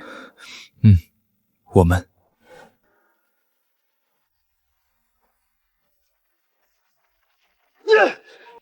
天黑不能进，天亮进不去，这什么鬼地方？4面墙没有窗户，没有后门，唯一的入口就是这扇前门。你怎么看？是这些布条把门绑住了。那就扯烂布条不就好了？规则2说了，不能触碰悬挂物，但这些布条就是悬挂物。那怎么办？总不能僵持在这里吧？陈叔，你的系统能用吗？能用，但之前试过了，我推不开这个门。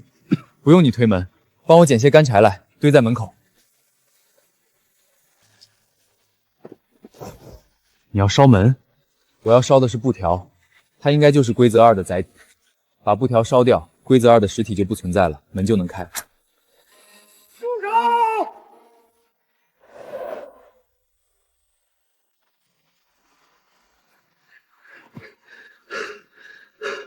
我好心招待你们，给你们吃，给你们住，你们居然要烧我们的祠堂！村长，别执迷不悟了，这个村子早就是个空村了。你疯了！这么多村民都在这里生活，怎么可能是空村？30年前那场瘟疫，没人活下来，不是吗？你胡说什么？神像底座的刻字是全村人的期望，你们期望家园永存，但执念太深，反而将村子困死。但村长，外来者不会成为新的村民，反而存在形成结界后，只会将村民们的意识囚禁在这里，日复一日。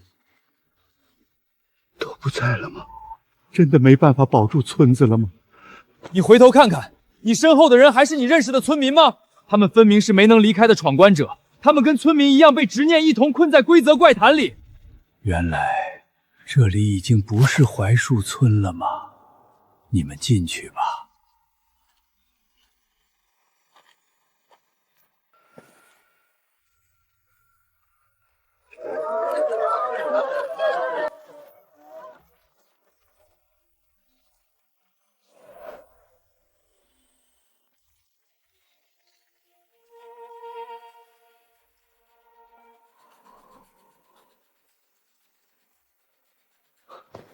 册子在这里，这册子翻开就能写，那还等什么？快写啊！不行，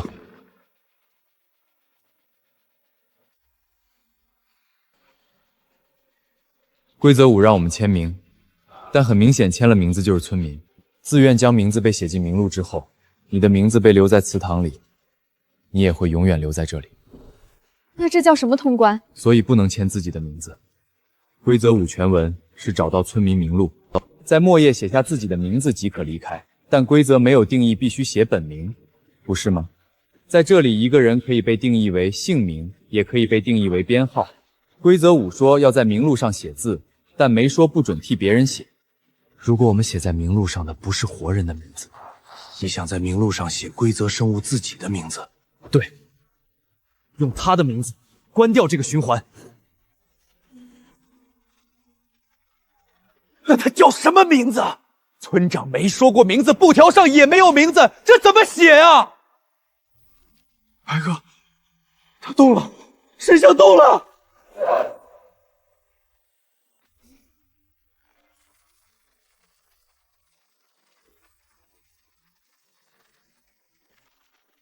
别看他的眼睛！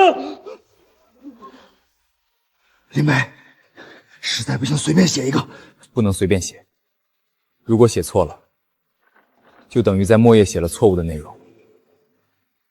天知道会触发什么。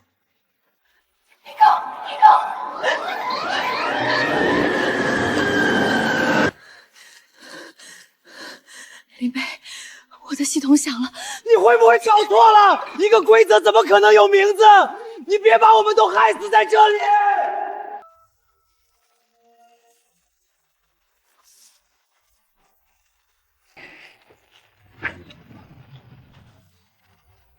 游戏倒计时1分钟开始，未在1分钟内解题完成将视为闯关失败。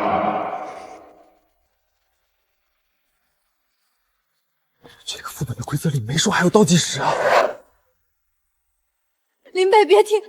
林北，你没有时间了。规则5说写名字就能离开，如果名字根本不存在，那就没有人能离开，这违背了副本必须有通关路径的根本原则。是。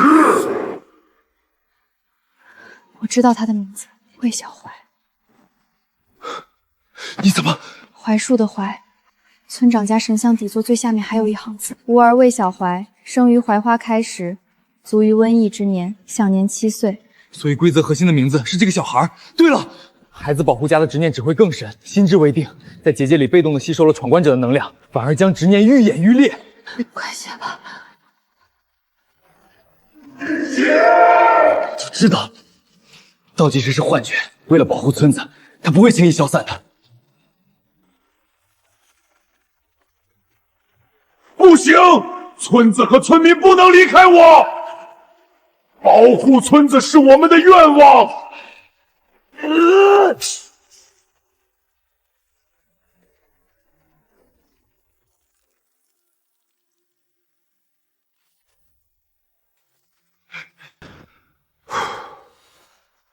我差点以为我们都得死在这儿了。你怎么知道神像的名字？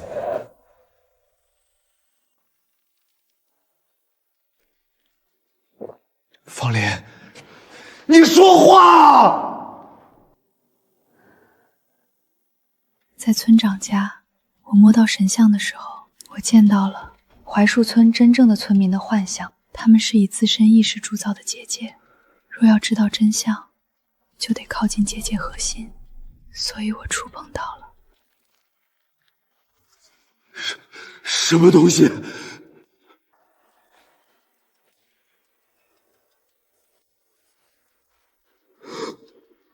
这是什么？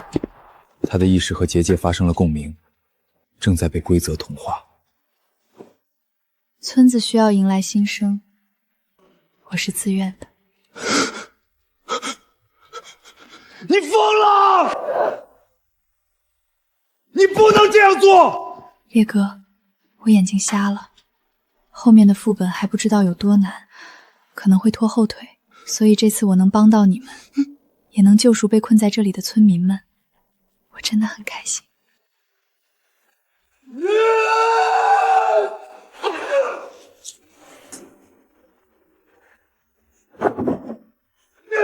我要把它毁了，毁了它，方离就能出去了。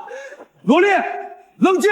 他救了我们所有人，你他妈知道他做了什么吗？进祠堂之前他就知道自己走不出去了，他还跟着我们进来，他还笑着跟我说别担心。你在村长家就知道神像的名字了，为什么不在进祠堂之前告诉我？因为如果我提前告诉你，你一定会想办法拦我。你和烈哥一样，什么事都想自己扛，不是吗？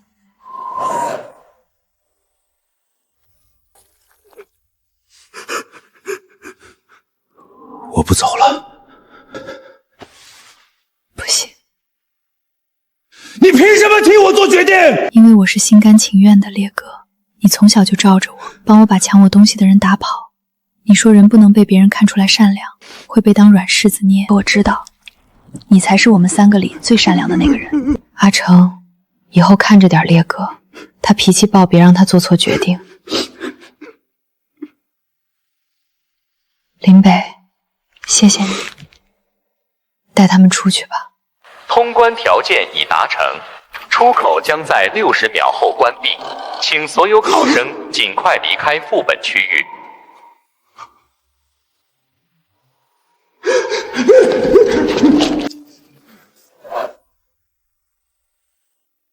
你们不是聪明人吗？你们不是什么办法都有吗？方离的眼睛没了，现在连命都要没了！我求求你们了，救救他好不好？我求求你们了！方离，基地会把你的名字记在记录册里。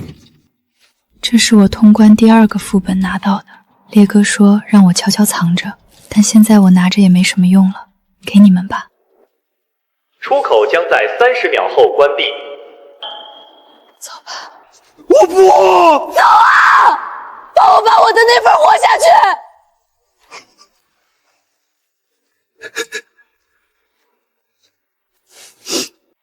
你还有想说的吗？如果可以的话，帮我看看外面的太阳。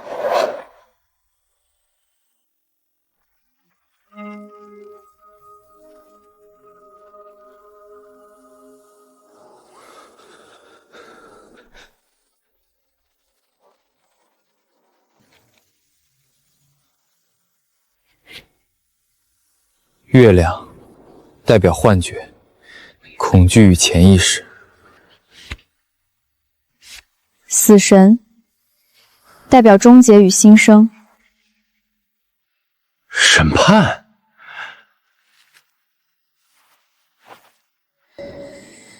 星星代表希望、信念和新生。什么鬼？我们在村子里至少待了2天，怎么才过了4个小时？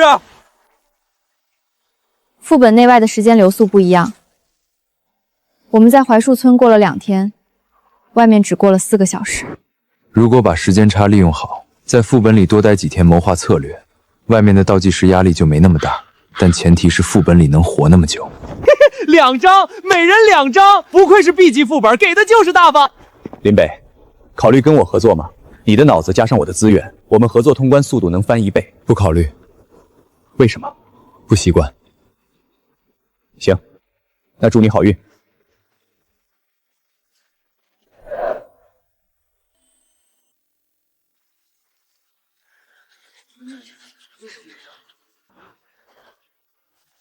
交牌自愿，不强迫。但你现在拿着3张牌，通关需要22张，时间只剩不到60个小时。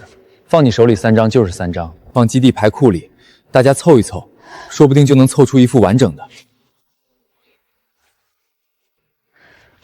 怎么了？我在想，现在活着的人都有一张塔罗牌，有些人手里有2、3张，就算有重复。警告：污染值已达40%，检测到宿主在副本使用系统解析，累计污染值35%，当前污染值40%。林北，你怎么了？污染值到40了。什么？系统跟我说过，使用系统会产生污染值。血色考场那次5%，图书馆里系统被锁了没用上，但槐树村里规则解析2次，直接到了40%。那会怎么样？刚到40%，还不知道具体会怎么样。的眼睛。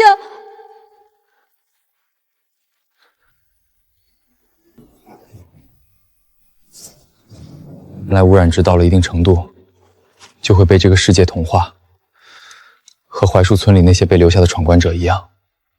所以我的污染值到100%，就算手里有22张牌，也出不去了。那从现在开始，你的系统不能再用了。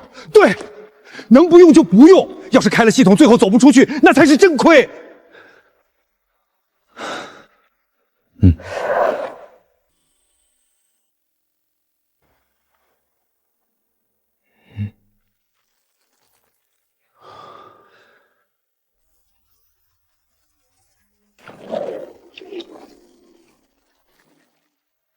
这是什么？全体玩家注意，检测到当前存活玩家数量下降至临界值，激活最终淘汰阶段大逃杀模式。当前规则如下：规则1，集齐22张大阿姆卡克塔罗牌者即可获得离开资格。规则2，塔罗牌可通过任意方式转移，包括也不限于自愿交换、赠与、抢夺。规则3，体育馆全域封闭，禁止进出。规则4，倒计时归0时，未集齐22张牌者全员抹杀。我的牌，把我的牌还给我！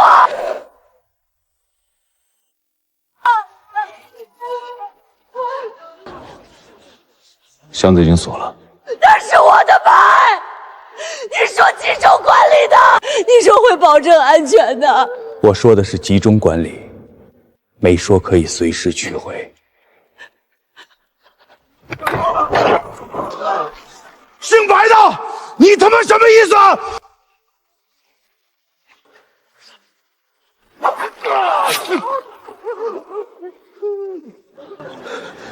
对不起，我不想死。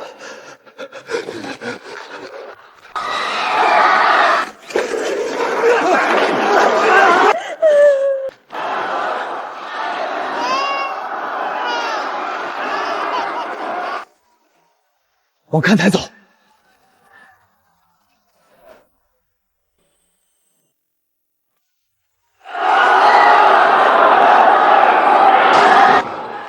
这下全乱了，这帮杂碎！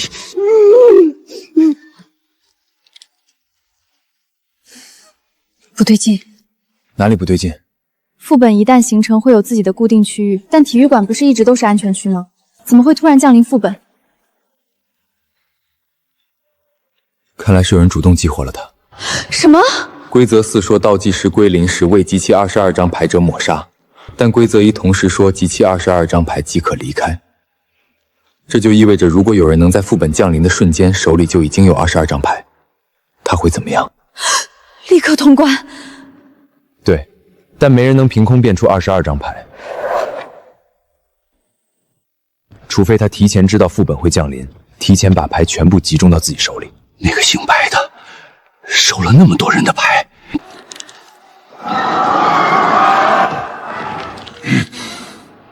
他在那儿。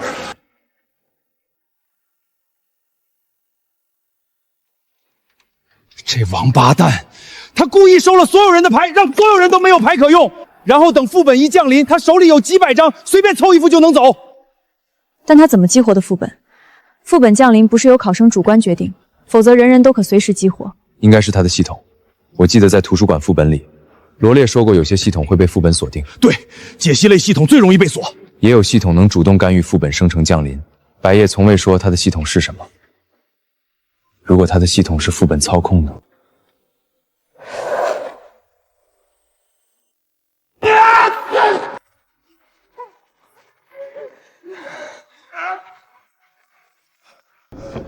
这么下去，不用等倒计时归0，人就死光了。这就是白夜的计划。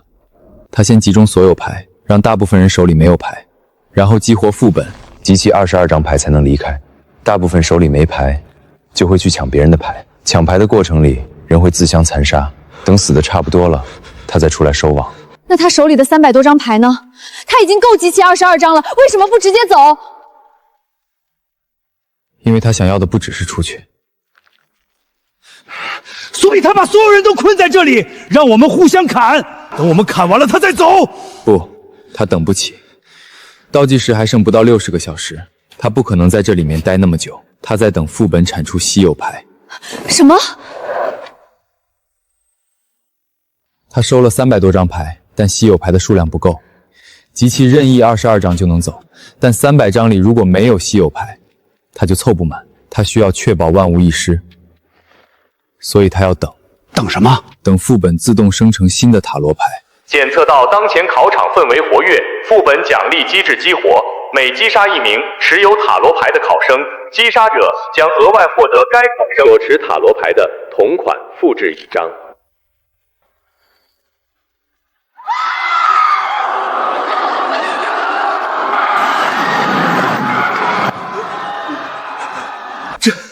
这是在鼓励杀人。对，白夜激活副本的时候，他就一定知道会有这条规则。他不是在收牌，他是在养蛊。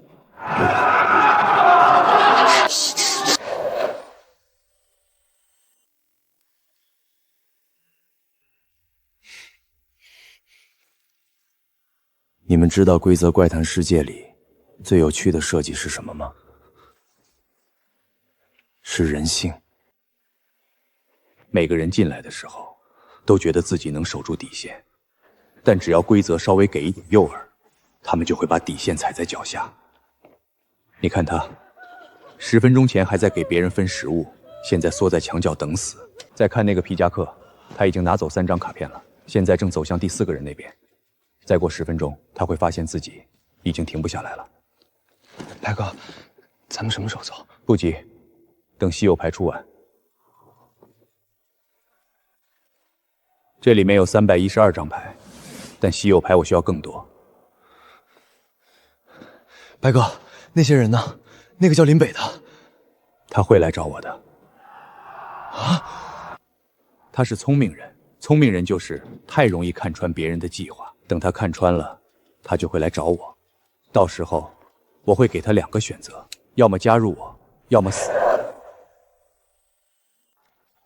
这世界本来就是强者活，弱者死，我只是让这个过程提前了一点而已。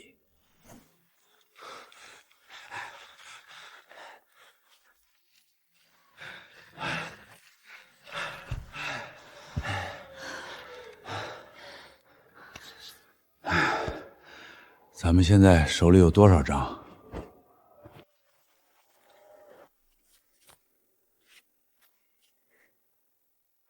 ？13张，还差9张。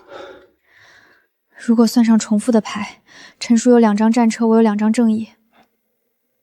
重复牌不计入22张，每人需要不同的22张。我们现在手里的有效牌是皇帝隐士、月亮、女祭司、正义、死神、战车、审判、恋人、倒吊人、高塔、星星、力量，13张，都是不重复的。所以我们还需要9张，而且这9张必须在外面那些人手里找到。可外面那些人都在互相抢呢，咱怎么找？不抢，我们换。换？外面那些人大部分手里只有1、2张牌，有人抢了牌，也不知道自己拿的是什么。我们可以用重复牌跟他们换，用1张我们重复的换1张我们需要的新牌。对，他们手里牌可能正是我们没有的，而我们有的重复牌对他们就是新的。那还等什么？赶紧去！等一下，现在外面太危险，那个抢牌的皮夹克还在到处杀人，我们要有策略。器材室出去有3条路，一条通往篮球场，一条通往看台后排，还有一条通向更衣室。更衣室那边人少，我们先去那里，看看有没有落单的持牌者和对方交换。如果他们不肯换呢？那就看情况，能不打就不打。我们不是来杀人的。要是白夜落在我手里，别跟我讲不打！苏婉，你负责保管牌，我和陈叔在前面探路。罗烈、周成，你们殿后。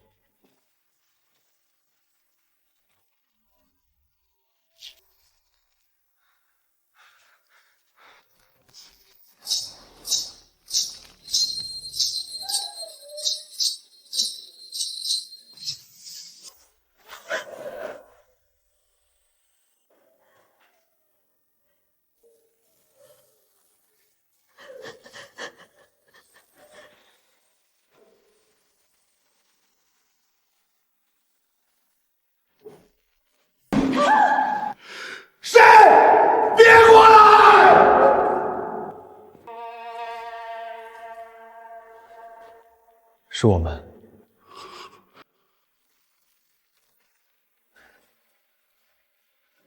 你们也是来抢牌的吧？我们是来换牌的。你手里有牌吗？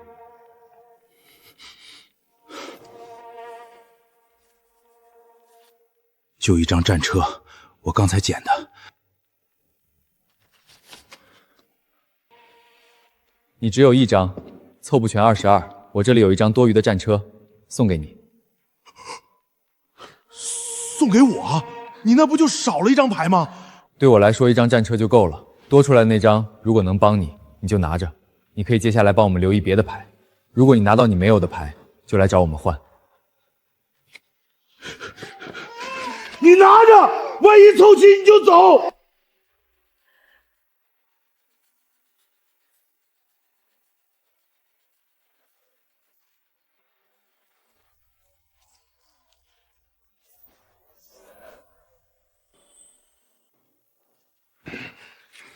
这儿热闹啊！哟，这不是那3个没交牌的吗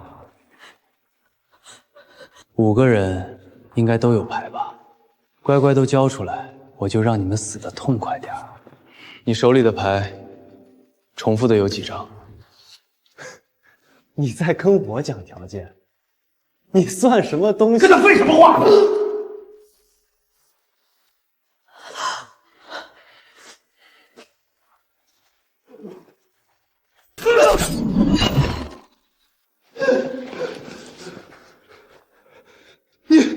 你手里的牌，重复的有几张？我也不知道哪些重复。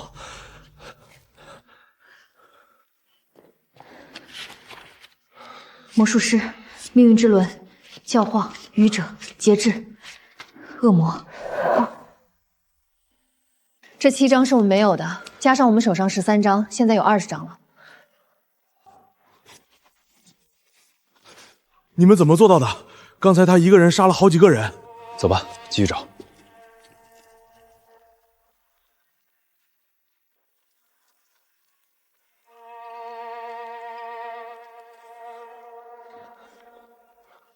我们手里现在有20张有效牌，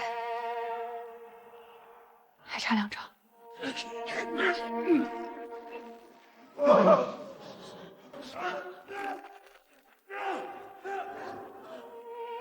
别动手！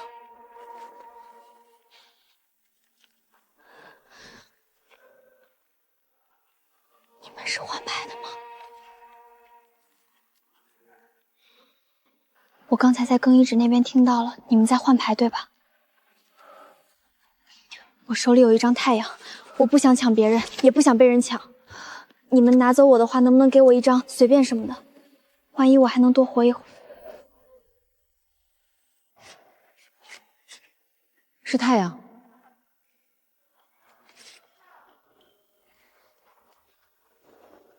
命运之轮代表命运转折未来可能性。那好了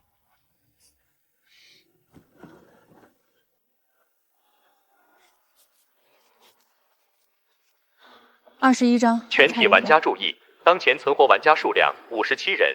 倒计时59小时31分钟。塔罗牌皇帝、于是战车隐士、正义审判、恋人道众、死神、命运之轮、教皇、劫者、愚者、魔世界，实现21张嘎嘎旁，难度高达。这意味着22达尔卡哥全部都已经出现了。可是广播说的是唯一未确认持有者。烈哥拿到高达之后，没有被任何机制扫描到，所以系统不知道高达的持有者是谁。你拿着这张牌，不能暴露。苏婉说的对，这对我们来说是优势。白夜不知道我们手里有高塔，他以为最后一张稀有牌还在外面飘着。那我们是不是只需要再找到1张牌就行？对，现在还有50多个人活着，2张牌应该不难。白哥，他们手里现在有几张？按我的估算，应该快到20张了。那咱们要不要直接去把他们端了？不急，让他继续收集，等他收集完成，我再一次性拿走。他替我做了筛选重复卡牌的工作，省了我很多力气。白哥，等咱们出去了，那些没出去的，他们怎么办？什么怎么办？他们自己没本事抢到牌，怪谁？对了，把那个东西准备好。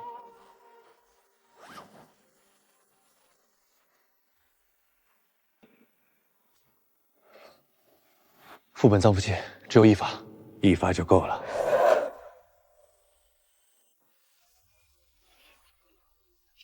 检测到副本增实器激活，当前副本难度提升，规则优先级上升。最高优先级，全体考生必须在倒计时归零前完成集牌，否则直接抹杀。是他激活的。我操，这家伙疯了吗？林北，我们只差1张牌了，现在只需要1张就行，只要找到那1张。警告：稀有牌死神为双重持有，副本规则冲突，解决冲突随机消除1名持有者。冲突已解决，死神唯一持有者编号0777考生苏婉。刚才那个人是因为我。副本规则的冲突解决机制被激活了，这是白夜干的，不是你。白夜手里有多少张稀有牌？他收了300多张，稀有牌至少4张以上。但如果本增幅后规则判定载飞中不能双重持有，那他手里的重复稀有牌就会触发同样的冲突。副本判定稀有牌不能双重持有。白哥，那咱们包里那些重复的稀有牌，所以不能再等了，必须在下一轮冲突解决之前拿到最后1张高塔。高塔在谁手里？看样子就在他们几人手里。白哥，你怎么知道？猜的。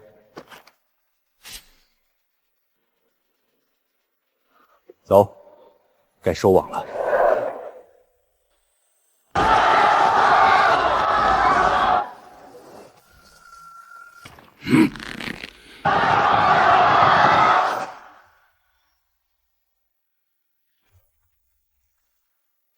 林北，我观察了你很久，罗烈跟我讲过在图书馆你的操作，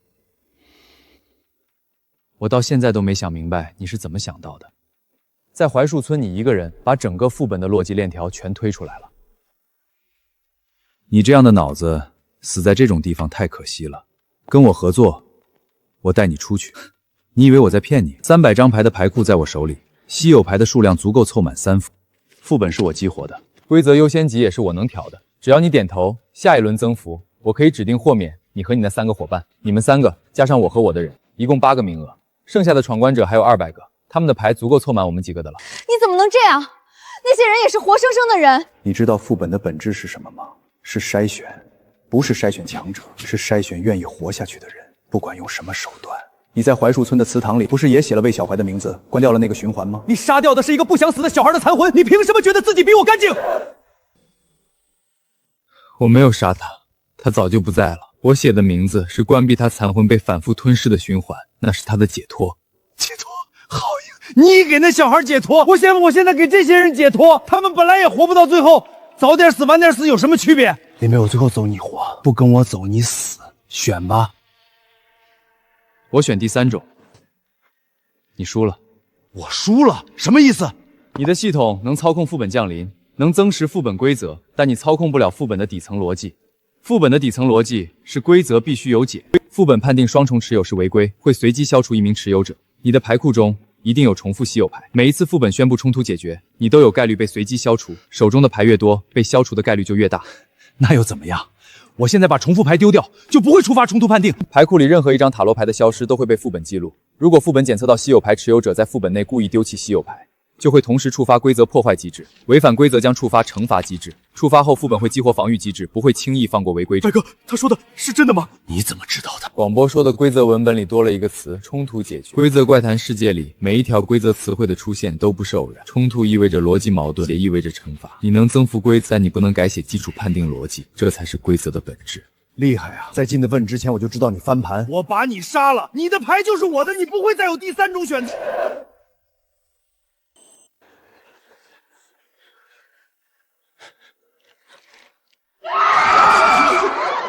他手里全是牌，抢了他就能走。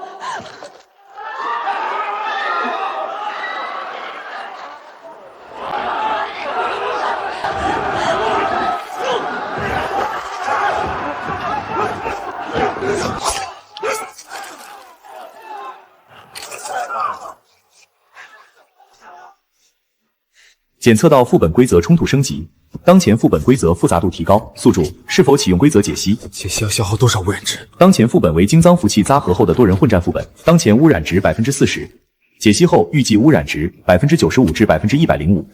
如果不用系统，我自己能不能找出路？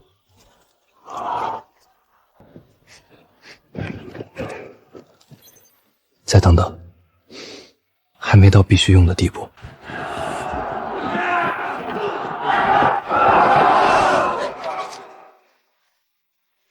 苏丫头，往七彩室走，别恋战。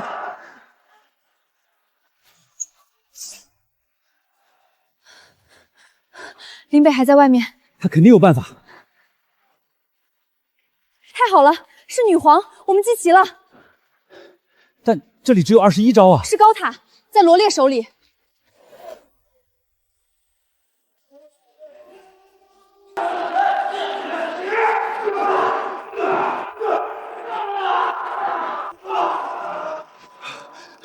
烈哥，苏婉和陈叔不见了，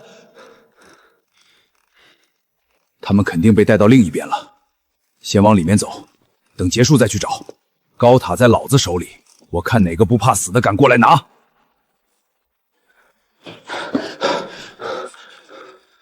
你是来拿牌的？不，我不是找你。这边不能走了，往那边绕。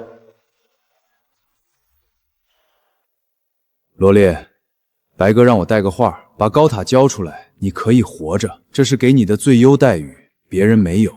2对2，倒也公平。烈哥，别怕，躲好，把门锁上。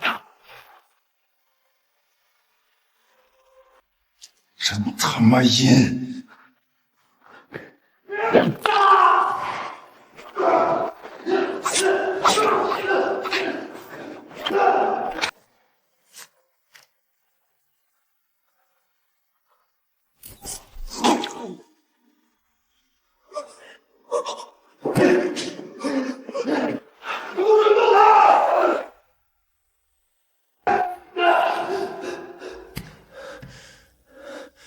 阿成把牌拿走，去找林北。我说把牌拿走！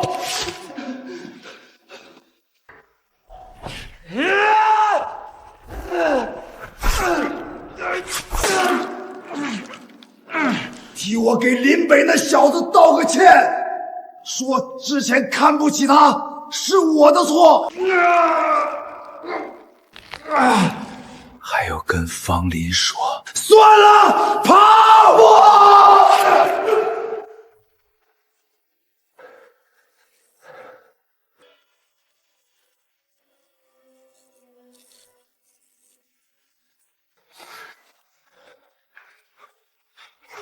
开门！开门！快开门！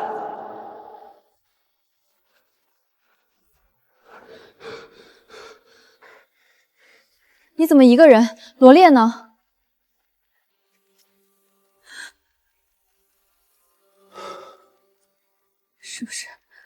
是不是罗烈？他让我把牌拿出来，还拦住了白夜的人。他让我来找林北，说之前看不起他是他的错。22张，够了。林北还在外面，我们得去找到他，把牌给他。他在哪儿？我去找找，我一个人去，目标小。不行，太危险。必须有人把牌送到林北手里。白夜还不知道我们凑齐了，这是优势。我跑得快，目标小，你们守在这里，至少能挡一阵。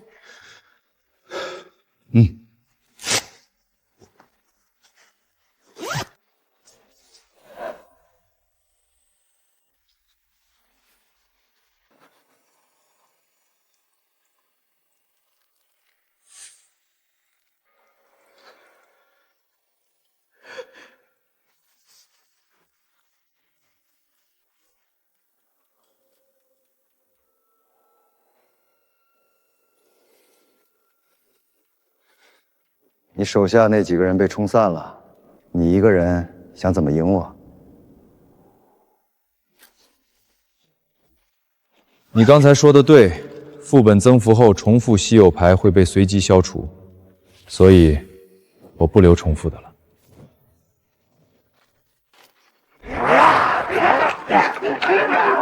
规则很明确，赠与不算破坏规则吧？现在背包里只剩21张有效牌，只差1张高塔。我没猜错的话，你们手里有高塔。刚才我手下去拿的时候没拿到，有点可惜，但其实无所谓。罗烈怎么了？死了，被他护着跑掉的那个小年轻把高塔拿走了，污染值40%，宿主当前情绪波动较大，建议避免在该状态下做决定。闭嘴！你现在回头还来得及，高塔牌不可能只有一张，我们都能集齐。你这么大方，我给你活路，公平交易。牌都不在我这里，这么重要的东西居然交给别人保管吗？等着，我去拿回来。该用的东西终究是要用的。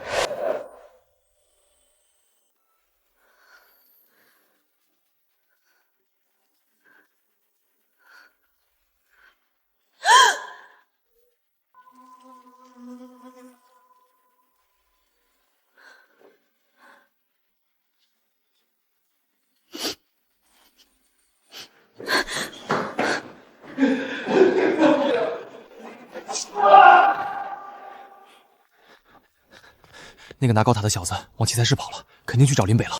林北不在器材室，老大跟他在看台那边，先分头找那个周成吧，别让他拿着卡逃掉了。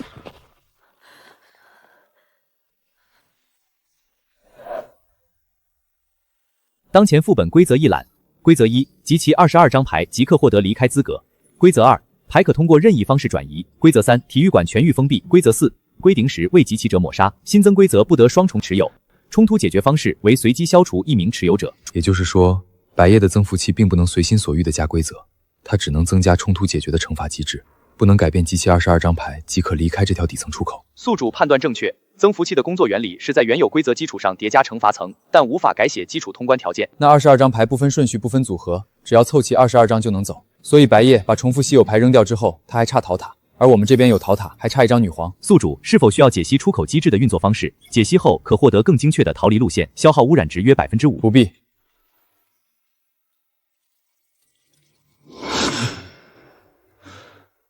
为什么之前不显示这个选项？该选项仅在宿主污染值超过35%，且副本内有权限持有者时才会解锁。污染值超过95%，接近满值，很可能就会留在这个副本里，永远出不去。但如果不解析白夜的权限逻辑，白夜可以持续操控副本增幅，一轮轮压下来，陈叔挡不住，周成和苏婉也挡不住。解析管理者权限逻辑。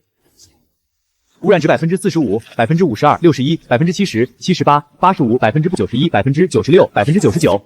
污染值99%，管理者权限逻辑解析完成。管理者权限来源：编号052考生白夜。绑定系统真实名称为副本干预，系统等级 S 级，能力为在任意副本中植入的后门权限，允许其在后续只能征服已存在的规则，不能凭空创造新规则。增幅器维持需要持续消耗管理者污染值。白夜当前污染值78%，关闭增幅器的方法：移除权限持有者污染值供应源及其身上携带的金属背包，背包内增幅器核心与持有者污染值绑定，背包离身后增幅规则将在60秒内自动消退。22张全了，女皇到手了。你的眼睛，污染值99%。你会不会像槐树村那些闯关者一样，永远出不去？白夜的系统是副本干预，他背上那个金属背包是增幅器核心，和污染值绑定，黑包离开他身体超过60秒，增幅规则自动消退。他每用一次增幅器，自己的污染值也在涨。他现在是78%，再增幅一次他会超过85%，身体开始出现跟我一样的症状。他不会让自己冒那个险，所以他也不敢再增幅了。他的背包必须被卸掉。增幅规则消退后，大逃杀规则退回原始版本，集齐22张牌就能走。现在已经凑齐了，就都来得及。我们怎么卸他背包？陈叔，林北在哪儿？你们快去，这边我守着。 22张全了，不用我的，用你们的，这才是最高效的。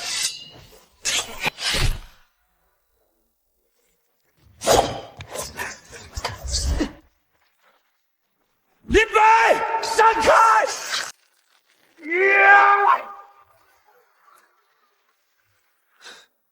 老东西，你还真能打，力气翻3倍又能怎样？你翻3倍又打不过我。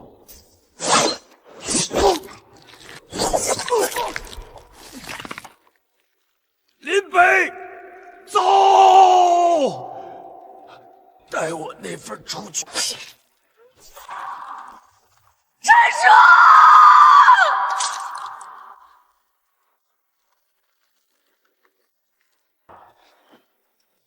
百叶，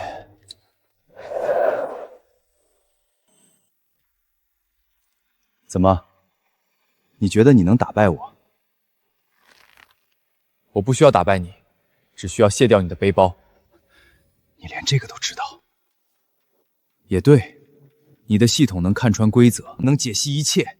可惜你看穿了也没用，增幅器已经激活了，背包就算卸掉，已经加上的规则也要60秒才会消退。60秒够我杀光你们所有人！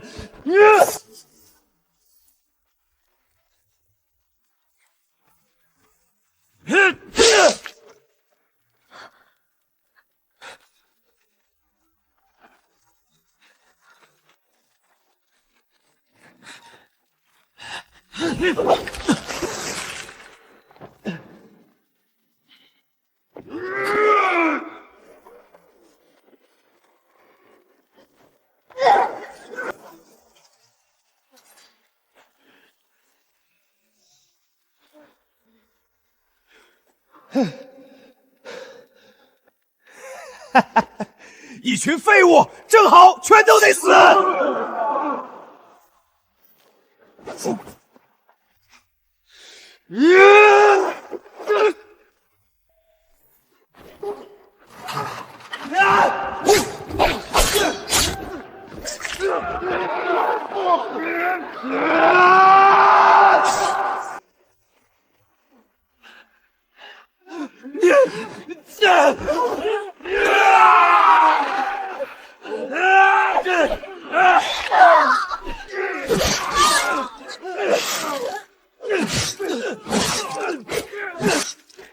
你们疯了吗？反正你们也没办法活着出去了，你们去死成全我不好吗？增幅规则已消退，当前副本规则恢复原始版本。规则1：集齐22张牌即可离开。规则2：牌可自由转移。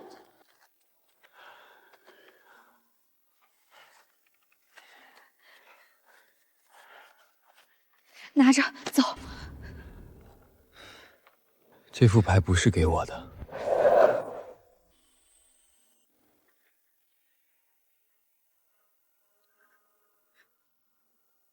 你在说什么？你凑齐的，你该走。这个副本还有其他所有人都还有机会。白夜背包里还有21张有效牌，你们自己分配，不需要22张都一样，只要凑够每个人不重复的22张就行。那你怎么办？你的污染值99%，如果再不出去，我出不去了。我的污染值到99%，这个世界差不多已经把我当成它的一部分了。但如果我不开那最后一次系统，我们就找不到白夜的弱点。这笔账算下来很值。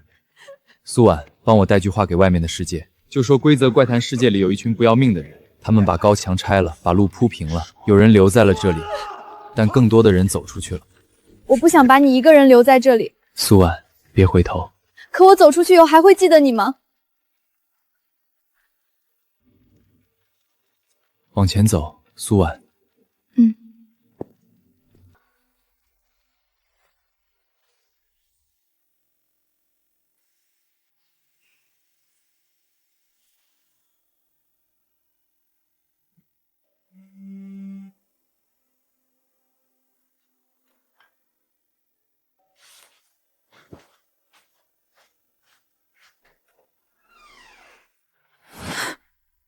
您好，您的外卖。